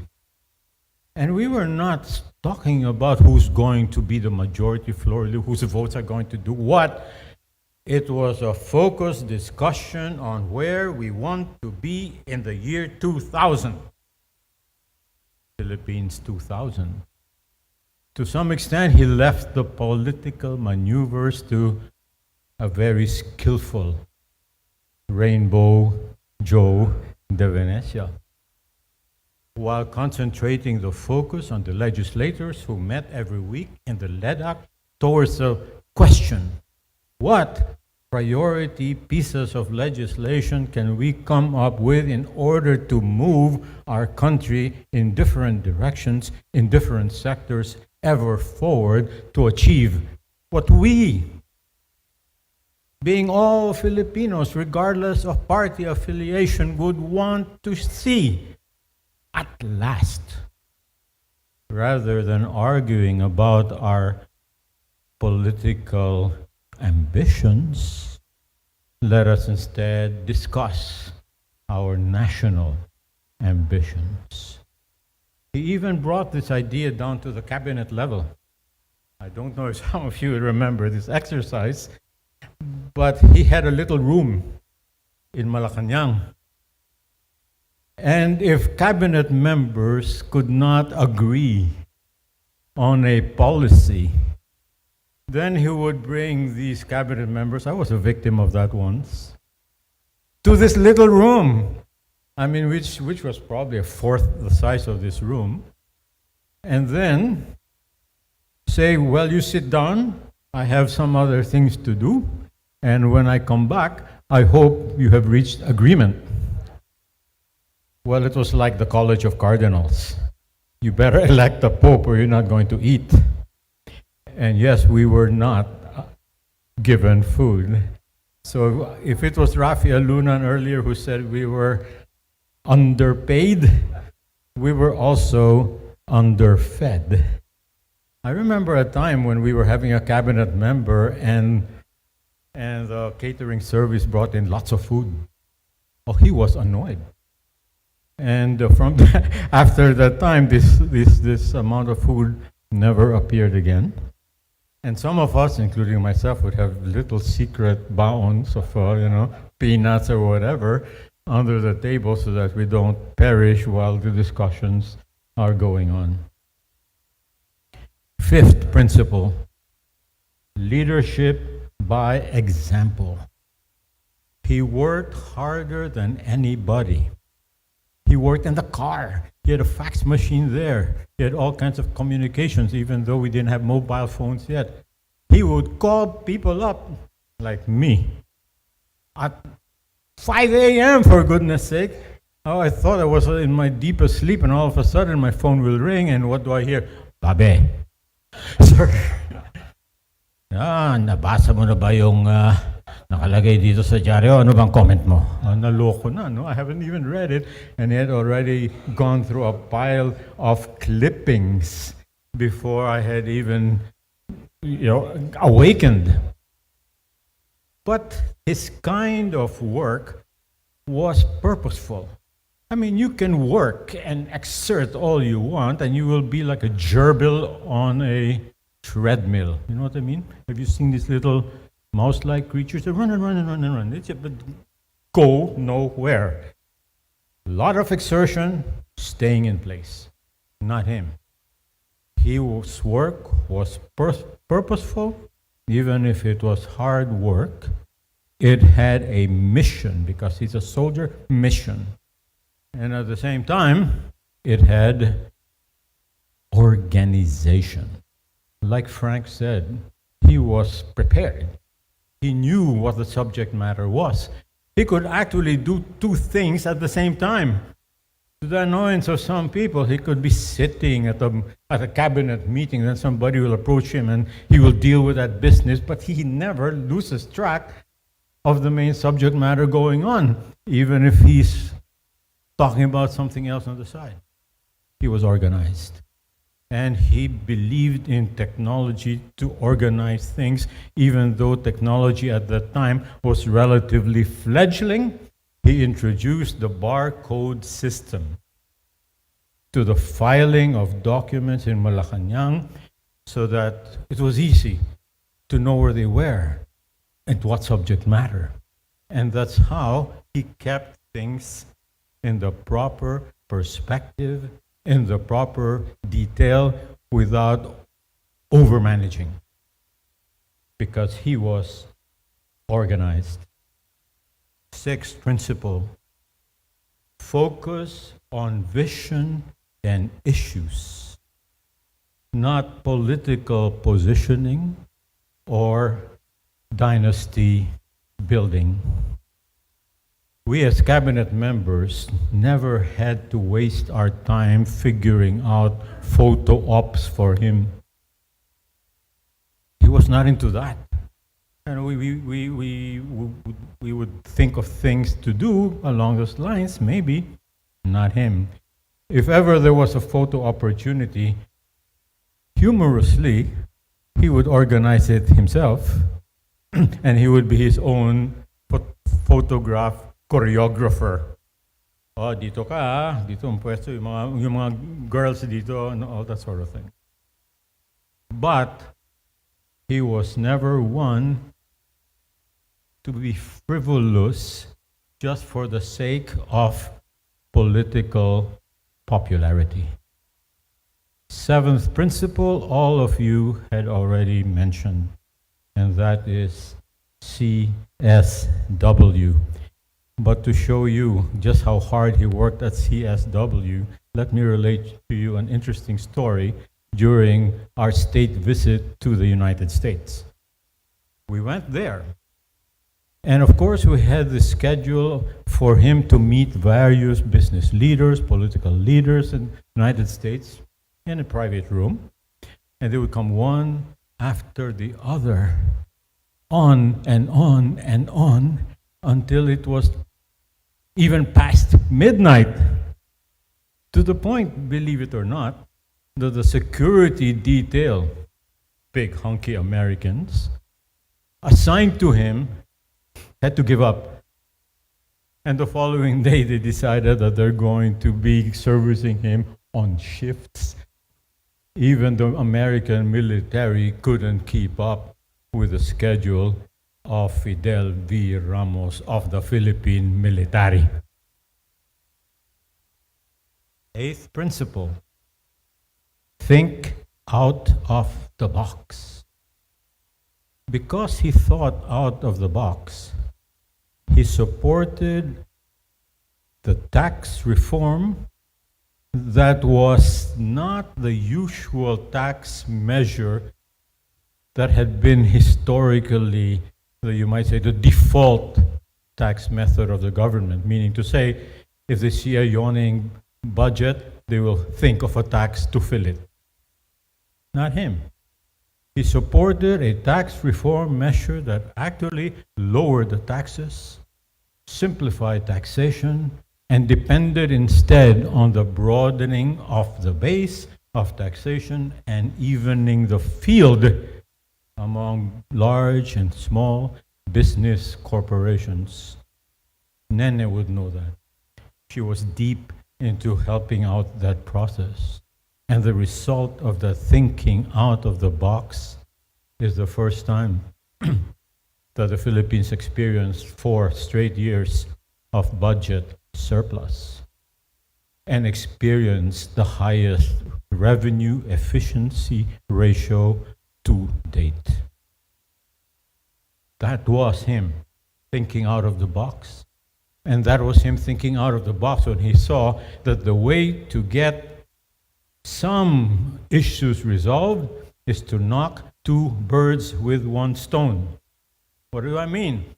Okay, he solved the problem to some extent or great extent of the peace and order situation in Mindanao by trying to demonstrate to the people in Mindanao that their way out of this is economic development.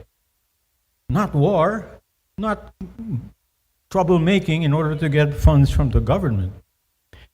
But aside from that, he expanded the notion to an international aggregation which became known as the BIMP AYAGA. So you had both the system of addressing the peace and order on the Mindanao front and the example of expanding this on the international front, both for the purpose of trade and for the purpose of giving an example to our own Muslim brothers to show them that the wealthy Muslim nations like Malaysia can get wealthy even if they were predominantly Muslim. Rather than just crying that we are oppressed because we're this and that, he came up with an out-of-the-box solution. Just like BOT was an out-of-the-box solution, just like the likes of Calabarzon was an out-of-the-box solution and was expanded to other agrupations of provinces in order for provinces to work together and have a viable economic base upon which to move their economies forward. So, President was into deeds, not words. Action, not control. His idea was government is not a ruler. It was an honest broker of the different contending desires of different sectors of community. But to be an honest broker, the government had to first of all be honest. And it was during his time that you hardly heard a whisper about corruption in the BIR. And it was also at that time when the Bureau of Customs was hailed in ASEAN as the model, would you believe that, model customs of the entire region. So I suggest to all those that would be looking at the legacy of President Ramos not to just focus on the things that are obviously done during his time, but to focus on the mindset of principles that made him decide the way he decided in the interests of the nation, some of which I outline here. In closing, I, of course, am deeply saddened by the passing of my boss, our president, because he made me feel like I was particularly close to him.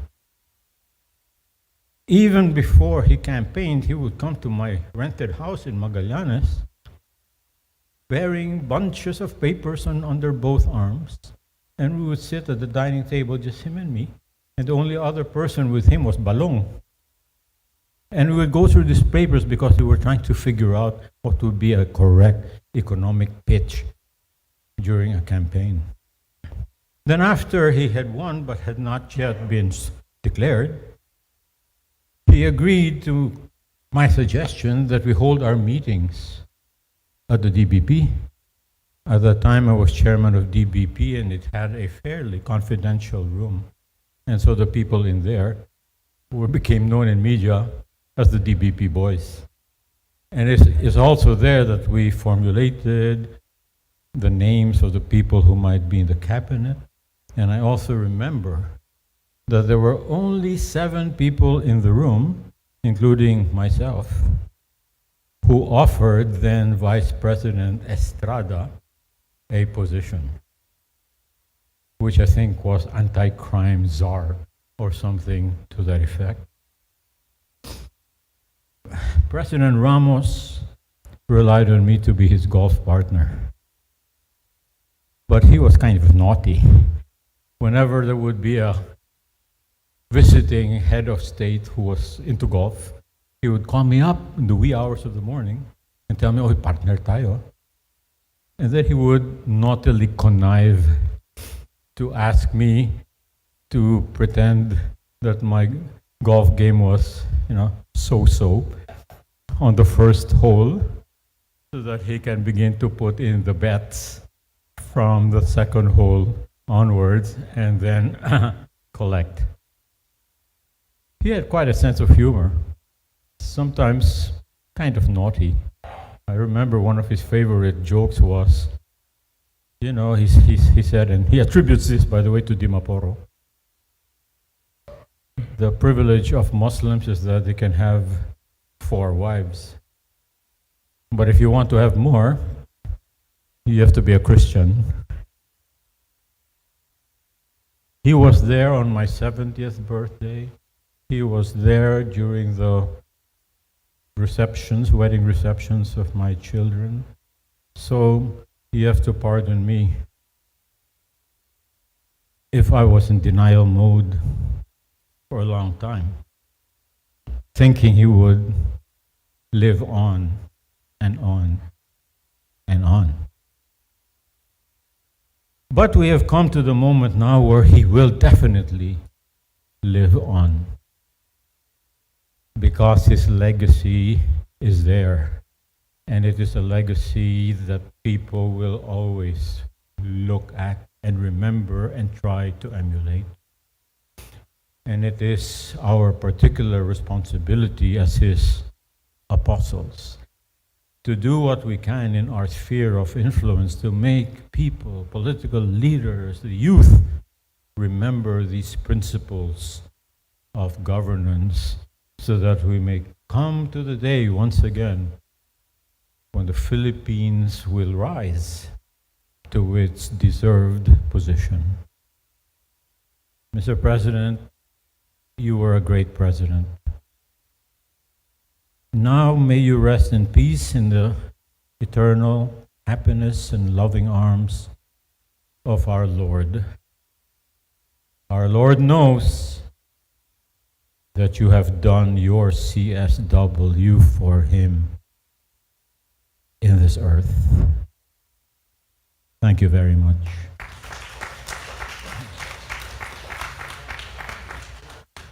Thank you, Bobby. I believe you are the chair of the Presidential Digital Library. So many of the things that have been said, you said, and have been said tonight will find itself in the library. We have 3 more speakers. I would like to call on Ernie Ordoñez. He was in the office of the president for the presidential flagship programs and projects.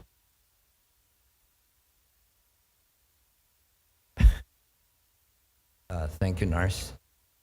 I'm probably the least qualified to talk tonight. I was in the cabinet for only 2 years. But, Mr. President, you changed the nation. And we've seen that from a macro perspective with all these past eulogies. But in addition to changing the nation, you changed people like me. And I've met so many people you interacted with, and they really value not only for your contribution to the nation, but your contribution to their lives.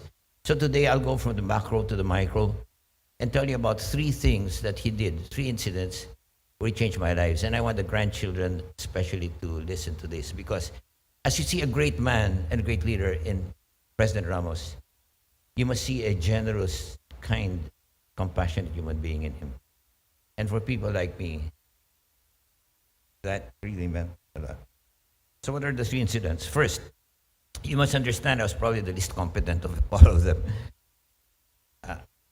The first one was APEC in 1996. I was a junior trade undersecretary. And he gave me this idea that I would take care of the non-business people, people not so important, but they're really important to him because he cared for the people, just as Ernie Garilao cares for them. They were the farmers, fisherfolk, etc., etc. And I was in charge. And one of them was the women's group. And I'd like to let you know, he created the Women's Business Council. The first time the women had a real prominent role. It still exists today and strong today. So I went to him with Dan Sonko and, Nikki Perlas, and these are the guys of Ernie Garilao. And I was a guy of Ernie Garilao. We told him, Mr. President, APEC, it's kind of fair trade, and we kind of screwed up WTO. We had fair trade, and we really suffered. We didn't prepare. We didn't have the safeguards. It's good, but we didn't prepare. So, Mr. President, it's really dangerous. And he said, yeah, that's right. Because what we want is fair trade with sustainable development. And he said, guess what, Ernie, what? Now that we talked about this, can you go to the drafting committee? What will I do with the drafting committee, Mr. President? You must understand, I'm the junior guy, right? Just tell them to change the theme from from free trade to sustainable development. I said, Mr. President, it's already going around the countries. There's already a draft. It's free trade. Free trade is the bulwark of APEC. And you're going to change it? Yeah, change it. He went there. I went upon his bidding to them. They changed the draft. It went around. And he got them all to agree. It's no longer free trade. It's going to be sustainable development. See, this little thing that my NGO friends and myself brought up to him, he made into a real game-changing thing. Today, 1996 APEC is known as the turn from free trade to sustainable development. The second incident is the Palenque, which I was sort of known for. In the Palenque, the rice shortage had caused prices to go sky high, and everybody didn't know what was happening. Said, Mr. President, there's not enough rice, and we're going to do something. Ernie, you're only an undersecretary of trade. This is the problem of the Secretary of Agriculture, So, why don't you go something else? And then he called the next day and he said, actually, there's something called the price tag law, which I helped you with, because he helped me do work in price tag law and consumer protection, etc. Let's go there and let's put the price tags on so that people will have a standard price to follow. So we went to Palenque with all the media, and he said, those without price tags, we're going to close you down. And so everybody got scared, put the price tag. So before, they would just fool the consumers, bring up and down. He had this price which people kind of conformed it, and it got settled. And the third experience I have is the truck man. A truck man. I had a habit of feeling close to him, so I could tell him anything, even though it was kind of stupid. And I said, Mr. President, there's a truck ban, our exports aren't going out, etc. I said, Ernie, remember I told you last time you're Undersecretary of Trade, you're going into bigger things? Well, you know, this is for the mayor of Manila. I'm the president of the Philippines. Okay? So I went away again, kind of feeling little. And then the next day he tells me, sir, you know, Ernie, I think that's right. I'm going to lift the truck ban. He lifted the truck ban. Like that. So when Estrada had 7 months truck ban, President Ramos would do it like that. So what I'm saying, especially to the grandchildren, you have really ordinary people like me going to the president, and president making them feel good, making their ideas go into real action. And that's why I tell you, the one man who changed my life is not my father or my mother. Of course, I love them. It was FVR. Because I was a little guy struggling the best, etc. And then he says, it's okay. Then he makes something and it changes things. I say, good heavens, so maybe it's okay to talk to this big shot, right? So at the end he said, Ernie, come here. What? You know, you've been working 2 years undersecretary, you know, and you know, I mean, you're not getting anywhere, but you seem to be very sincere. I want to give you a position where you'll be a secretary. There's one opening up. I want to consider you for that. I said, good heavens, I don't deserve it, Mr. President. No. I said, Mr. President, there's a song. I'm so young and you're so old. When you go, I don't want to go. I want to save government, right? Okay. Then I'm called in Boracay, come back and says, I made you secretary, Mr. President. Yeah, but this time, I'm being the secretary, so you don't have to leave when I leave, because you're so young and I'm so old, right? Okay, it's called Presidential Flagship Projects. Wow. And then he said, yeah, and you'll join all the cabinet meetings, you'll learn all about this, etc., and you'll grow. So what I'm saying is, as he changed the nation, he talks to each of us, Chitra, because you know, you became secretary, you know, the first woman, etc., and he changes the people he touches, such as me. So at the end, what happened is that he really likes me, I think. He said, I'm going to give you an award. What? An award? Yeah, because you're so sincere. Maybe you're not so good, but you're really sincere. You work very hard. Well, he didn't say exactly that, but he kind of knew I have my limitations, correct? But that's what I mean. If you're limited, the president doesn't look at your limitations. He looks at your potential and you makes it grow. And that's what's magic about him. He sees the nation in shambles, he makes it grow. He sees the person, a bit of shambles such as me, and then makes them grow. And he said, I'll give you the Golden Heart Award. I said, good heavens, I never heard of that. Yeah, maybe because I don't qualify for the real awards, right? But President Golden Heart Award. And so I said, wow. Mr. President, you know, I'm just one of the many people you changed. You changed the nation. You changed the world through the examples that Bobby Ocampo says as a model. But you change people. You change people like me. And because of that, Mr. President, I don't call you Steady Eddie. I call you Golden Heart Eddie. Because with your brilliance and charisma and leadership, etc., the thing that struck me is your compassion and caring for people. Not only for the nation, but for the people you meet, such as little me. And for that, I say, President, I am really sad that you've gone, but as Bobby said, your legacy will go on. And as far as I'm concerned, you changed my life. You changed the lives of so many people. You changed the nation, but you also changed personal lives. And for that, I say, Steady Eddie, you are, to me, the Golden Heart Eddie. And for this, I will thank God for you, that He gave you to us. And I thank God that we had the privilege of being and serving under you. Thank you.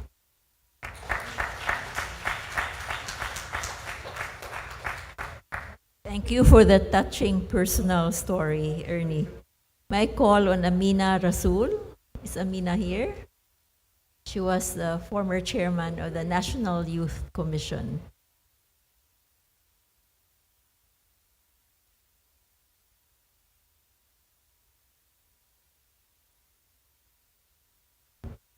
Our deepest condolences to Tita Ming Ramos. Her grandchildren who are here, to Freddie Alasco, who I saw earlier. We share your loss. If my mom could speak and could still walk, I'm sure she'd be here hugging all of you, COVID or no COVID.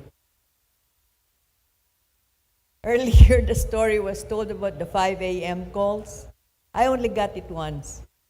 But my husband, Bernardo, who was undersecretary to Bobby de Ocampo, he got more calls every time Bobby was out of the country. So he had more calls. I had only one. But that one, really awful.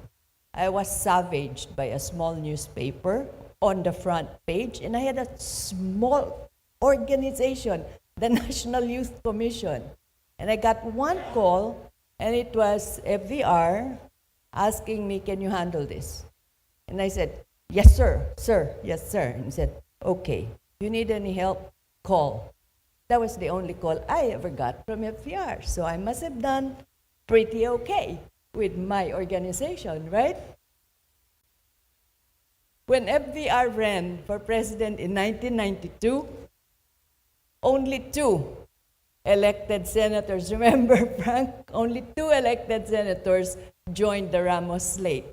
And that was Tita Letty Shahani and my mom, Senator Santanina T. Rasul. But I always used to say, Tita Letty doesn't count. After all, that's her brother, right? So only 1 elected senator actually joined FVR slate. And my mom was already on the slate of the LDP, which was very well organized and seemed to be well funded. But then, the late President Corazon C. Aquino called my mom to Malacanang. We already knew what that was going to be all about. And when my mom came into the office, when the president asked her to join the Ramos slate, my mom immediately said yes. And that was really because she owed so much to Tita Cory for her full support in having her elected as senator, together with the 21 other senators that won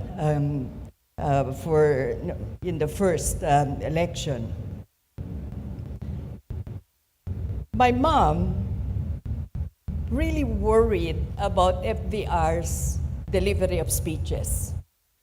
When he first met his senatorial stay, my mom said, oh my God, he's so stiff. And we were really worried because when you go out to the provinces to campaign, and you kind of have to sing and dance. Tita Letty would do the cha-cha-cha. But FVR was a soldier. And he acted like one on stage. And that was really pretty horrible if you were trying to get votes. I'm sure you worried a lot, Frank, at the time. But FVR blossomed on the campaign trail. And we saw his transformation from a military leader, stiff as a rod, to a political leader. FVR was really a quick study. And he blossomed into a responsive public speaker. It was a truly impressive transformation. But I think what was even more impressive a transformation was the change of his public persona from the military general to the sharing, caring, daring leader that he truly was. He cared deeply about Mindanao. Early on as president-elect, he requested Mama to bring the Muslim leaders together to meet him. Bobby remembers this because we had that first meeting at DVP. And I think there were at least 100 Muslim leaders who came. FVR asked the leaders to formulate a Mindanao agenda. So that early on, he was already consultative. Peace, of course, was number 1 priority for all. That early, he was already formulating a vision of peace for the Philippines. One of his first initiatives for peace was to reach out to the MNLF to return to the negotiating table. FVR signed EO 125, defining the three principles underlying the Comprehensive Peace Agreement and the 6 paths to peace. He created OPAP, which is now OPAP-RU, with the Reconciliation and Unity added, and appointed the late Ambassador Manuel Yan as presidential advisor on the peace process. And sidebar, I was the advisor for youth, and somebody who organized the cabinet seating. I don't know why they did it, but they made me sit beside Amba Yan. So the guys always used to kid me. The youngest member of the cabinet is seated with the oldest member of the cabinet. But I didn't mind because Amba Yan was a very nice member of the cabinet. The negotiations finally resulted in the signing of the GRP-MNLF Final Peace Agreement on September 2, 1996. This was the first peace accord ever signed in Asia. And I'm not sure if they've ever had a peace accord like that in Africa either. FVR and MNLF Chair Miswari received the Felix Hoffet Boni Peace Prize.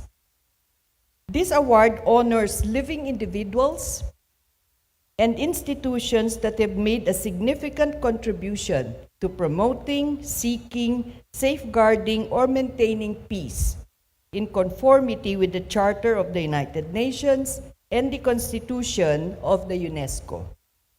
The peace process had its ups and many downs, but FVR never let the downs deter him from the path to peace. So, thank you, Steady Eddie, for your consistency and constancy. He had a very soft spot for young people. I'm sure you know that. And he wanted the young to be part of the decision-making process. FVR asked me to help him create a government agency for youth development. At that time, there was a bill establishing the National Youth Commission in Congress. The bill was finally passed and signed into law on June 7, 1995. This is the anecdote I wanted to share with you. Meeting with FVR to discuss the appointments of the commissioners to join the first National Youth Commission, I recommended to the boss that we appoint young leaders from the different political parties, his opponents. Because, we were following what he always said, UST, right? Unity, solidarity, and teamwork. And I was really kind of surprised because he readily agreed and he gave me a free hand. In the commissioners that we chose, PDP's Coco Pimentel to represent Mindanao, a former provincial board member, Joey Boy Holganza, who was the son of a late Cebu opposition leader, LDP's Jojo Mitra, and to represent Lakas, a young woman, Celine Madamba. They were the first commissioners. Any other president would have simply appointed members from his own party, but not FVR. He was consultative and inclusive. And I think those are two traits that drove his insistence on CSW. And then when we organized the National Youth Commission, the National Youth Parliament, which is mandated by the law creating the National Youth Commission, I suggested to FVR that some of the leaders of the parliament be allowed to observe a cabinet meeting. He liked that idea. So he instructed that 20 young leaders be allowed to join the meeting. FVR welcomed them and asked that they move the chairs closer to the members of cabinet so that they were directly behind. I don't know who sat behind you, Sec Rene, but I think they were scared of you. And he asked one young person to sit beside him. And I think that young man was even more scared than you were. But I was observing that the president would lean back and talk to the young man and would make him laugh just to get him to relax. And then Sec Rene, I don't know if you remember this, but Sec Rene suggested that the youth be excused because he was going to present on security matters. You were going to talk about Abu Sayyaf at the time, and I think the threat of Bin Laden's brother-in-law. And I don't know if you remember, but the president said, no, they will lead someday, and they should know the dangers we face. So the young people stayed there while Secretary Rene presented on security matters, and they listened to the entire conversation. After the meeting, all of these young leaders came to me, and they told me what a life-changing experience that was. Thank you, President Ramos, for encouraging and supporting Filipino youth. I actually became closer to FDR when he became Citizen Eddie. He enjoyed our visits to RPDEV with young people, Muslim, and civil society leaders. He accepted all our conversations and invitations to speak at conferences that we organized. The last one he keynoted for us was our 2-day Southeast Asia Conference on Peace and the Prevention of Violent Extremism. And this was part of the activities when the Philippines chaired ASEAN in 2017. Former Secretary Delia was on the advisory committee. Maybe that was why we had an easier time to get FBR, because you're very close to FBR, being neighbors and all. Over 400 delegates joined us from ASEAN and its partner countries. I was told that the president was not feeling very well and might not be able to join, but he did. And when he did, he added gravitas and a lot of corny jokes to the conference. So as usual, he threw out the prepared speech and he said, Amina told me to read this, but it's too long, and threw it. Got a lot of laughs. But FVR's concluding message was very crucial. And again, it focused on UST. And this is what he said. There should be one Asia, one Europe, one Oceania, one world, one family. Thank you, President Ramos. Thank you, our Tiger Eddie, our Steady Eddie, for including all of us, the young, the minorities, civil society. Thank you for making us feel that we mattered. And until we meet again, we will remember your alphabet lessons. CSW, UST, CSD, and we promise we will care for Team Philippines as you wanted us to do. Sabi kasi ho ni Rafi, kaya natin, kaya kakayanin po namin ito.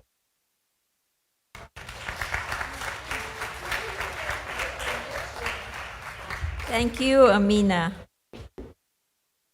Our last but not the least speaker is the first secretary, female Secretary of Health, Carmencita Chit Diodica.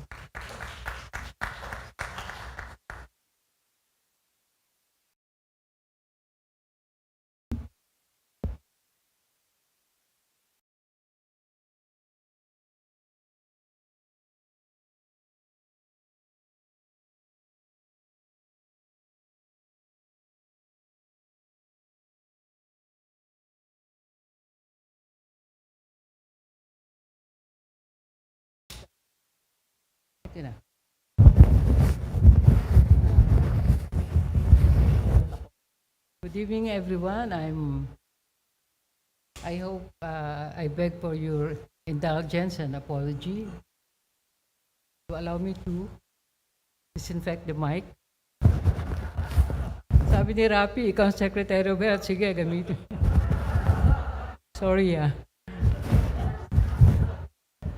So sabi ng doktor ko, either you don't take your mask off or disinfect mo yung mic. Kasi kung hindi ko naman naadisin yung mask ko, hindi nyo makikita yung kagandahan ko, di ba? Good evening, everyone. Of course, to the apos of our President, Sam Jones, CJ Sembrano, I hope he's still there, Patrick and Mads Alosos. Good evening po. Alam mo, yung speech ko, 3 beses o 5 beses ko yatang pre-practice na dapat 7 minutes, no? Pero being the last speaker, pwede siguro ako hanggang 30 minutes to 1 hour, Nars. Okay, anyway, of course, I'm glad to be here and pay tribute to my president. Pero sa pa rin kinatutuwa ko, nakita ko yung mga former members of the best cabinet. Di ba? Agree? I was so happy to see Rene. Alam niyo si Rene, nung inappoint ako ni Presidente, sabi ko, dinapitan ko si Rene. O Rene, bigyan mo nga ako ng guidance para sigurado akong I'll be upright, no? I'll be safe. Sabi niya, gumawa ka ng 3 committees. Technical, ethical, and legal. Huwag kang pipirma kung hindi nakapirma yung mga chair. And I did that, Rene, no? Thank you for your guidance. And I'm proud to say na I think I was the only Secretary of Health who resigned, or not resigned pala, talagang nag-retire na ako, from government na walang disallowance. So salamat, Rene, ha? Lahat kayo natutuwa ako makita, pero si Rafi, crush ng bayan yan eh. Kaya tuwan-tuwa ako din makita ko si Rafi. Gwapo ka pa rin, ha? Okay, of course, Bobby de Ocampo, the very serious na he gave me some financial advice na hindi ko sasabihin kung ano yun. Pero it paid off, Bobby. Thank you. First, Senator Frank Drilon, talagang respected, talagang na-idolize ko si Senator Frank Drilon eh. I'll tell you why later on. Sa pandinig ni Mila, no? Okay, sabi ni Nieves, mahirap sumunod pagkatapos magsalita ang mga not too young. So, she was referring to Rene, to Rafi, and of course, sorry, Senator Drilon, ha? Pero palagay ko, mas mahirap ang huling magsalita. Kasi nasabi na lahat eh. Wala na akong maidadagdag, no? Kung meron man akong sasabihin, baka mali pa.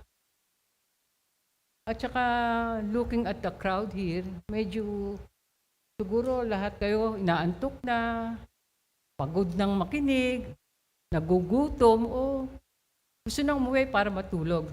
Kasi mga seniors na tayong lahat, di ba? Except for this few young guys here. But I always also said and believe what somebody close to my heart also said, and I know you remember who said that, the last man standing is a woman. Okay. Nieves, you agree with that? Okay. At nung kinakabahan nga ako, sabi ko, naku, ano kaya sasabihin ko? Nadinig ko si boss, binulungan ako. Shit, kaya mo yan. So nandito po ako nakatayo before you.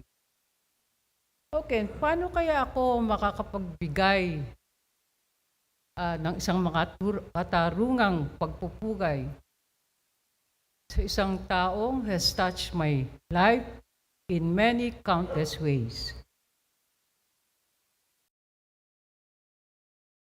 Isang taong nagpatibay sa aking paniniwala na ang being in public service is a badge of honor. That everybody should have a core value of love and service to our country and its citizens. To be honest, there are no words to describe President Fidel V. Ramos as a leader, as a patriot, and a statesman. President FBR, as we fondly call him, inspired us to work hard with passion and dedication. He was truly a leader who brought out the best in us. Buong gabing ito will not be enough to pay tribute to a great and honorable man like President FBR. But allow me to share with you some remarkable memories that I had working with him na magpapakita ko anong klaseng tao at isang pangulo that he was. Yung araw po, una kong nakilala si FBR nang siya ay Secretary of the Department of National Defense. At that time po, I was an undersecretary in the Department of Health. And the killer earthquake in Baguio, July 1990, happened. So, pinagtagpo siguro kami ng ano ba yung ginuhot ng tadhana ba yun? Na nagkasabay kami pumunta ng Baguio. We took a 4 o'clock a.m. flight to Baguio, but before Baguio, we went to Pangasinan. In Pangasinan, I vividly recall how he refused the social meeting and lunch that the congressman had prepared for our team. And in a stern voice, he said, hindi kami nagpunta rito para kumain at para magsosyalan sa inyo. And thus we left.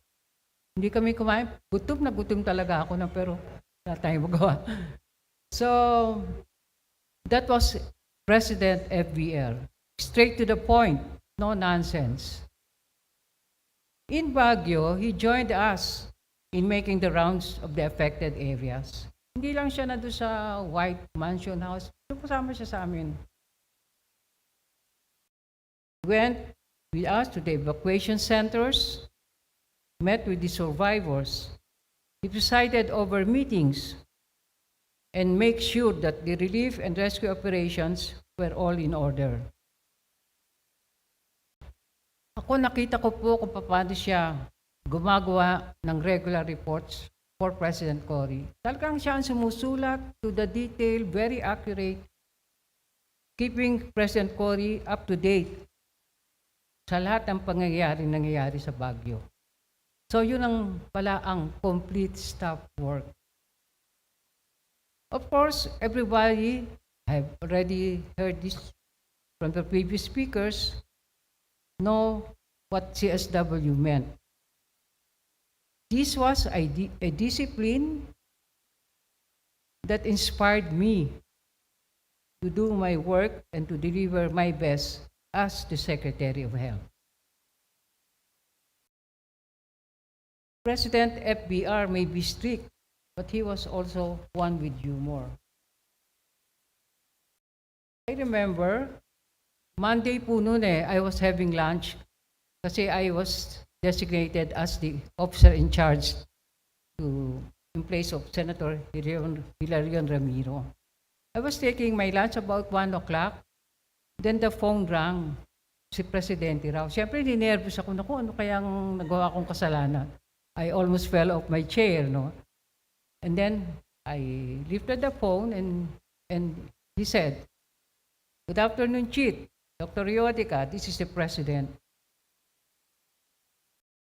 And he said, "Alam mo naman, kagagaling ko lang sa retreat." Kasi nag-retreat siya pag Holy Week, di ba?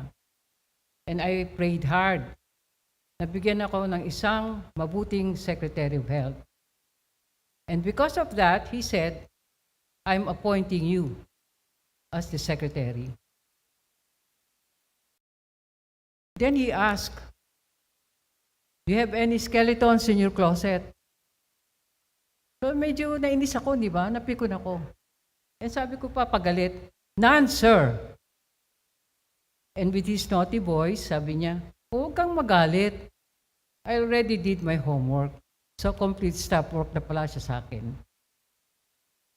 You know what struck me was, before we ended our conversation, he said, you don't owe anybody anything. Yun ang talagang, kasi nga siguro alam niya na his sister, Senator Letty Shehanis, we have worked together in the population program, we've been to international conferences, and we were in Cairo, Copenhagen, so forth and so on. Sabi niya, you don't owe anybody anything. So, sabi ko, grabe naman tong presidenteng to, no? So I saw him as a very reassuring person. He does not intimidate, but instead, he makes you feel that he gives you his full trust and confidence. With my appointment as the Secretary of Health, he broke tradition in a male-dominated department. He appointed me after 23 years of service in DOH as the first woman secretary after 20 males Secretary of Health. I'm very proud to say that. It affirmed also his belief that women are capable of performing at far or even better than men. Patakpak naman tayo mga kababayan. Given the chance to do so. Senator Drilon, thank you for clapping. For instance, one of the controversial issues I had to face during my first days as secretary was tubing order in the Philippine Heart Center. At that time, the hospital was demoralized and in disorder because of issues related to the director of the hospital. After doing my investigation and assessing the situation, I was convinced that there was a need to change hospital leadership. But medyo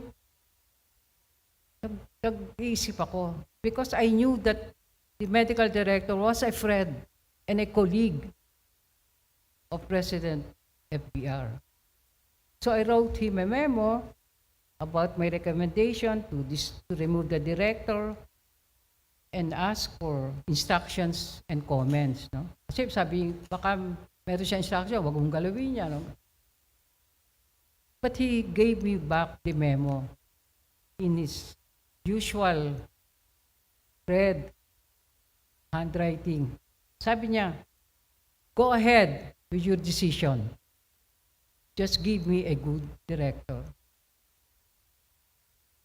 So I am really blessed to have a boss from whom I learned so much and who was, most of all, also loving and kind. You know, when there are occasions like birthdays, I would bring my son, Joey, and my daughter-in-law, Lynette, and my 3 apos, Mariah, Aliyah, and Tamia. And nagugulat ako, he remembers them. At niloloko pa nga niya yung mga apo ko, mga millennials. Tapos yung isang youngest ko, na medyo cute talaga, yung minsan dinala ko siya doon, nag-birthday niya, sa office niya. Sabi niya, oh, your zipper is open. So, yung apo ko, medyo na-shock, no? Kasi hindi naman siya nakapantalon, nakapalda siya. So, yun talagang, ganun talagang sense of humor. And he would call them, oh, ito na yung mga millennials. Tapos he would ask them to have photo, paupuin niya sa lap niya. No? Parang sabik na sabik siya sa mga babaeng, mga batang babae. So, minsan biniro ko siya. Sabi ko, sir, ako pwede rin ho ba? Photo tayo sa lap nyo. Wag, mapichismis tayo niyan. What a nice person. No-nonsense worker, but kind, soft, and loving person. In closing, meron pa wala ako siyang Nars, pwede ba? Inimbita niya akong sumama sa kanya sa state visit sa Myanmar tsaka Cambodia. So, grabe, no? Wala kaming chance mag-shopping man lang. No? Di ba yung mga jade doon sa Burma, talagang one of a kind. No? Wala, trabaho lang ng trabaho. At minsan, nagbe-breakfast ako, biglang dumating.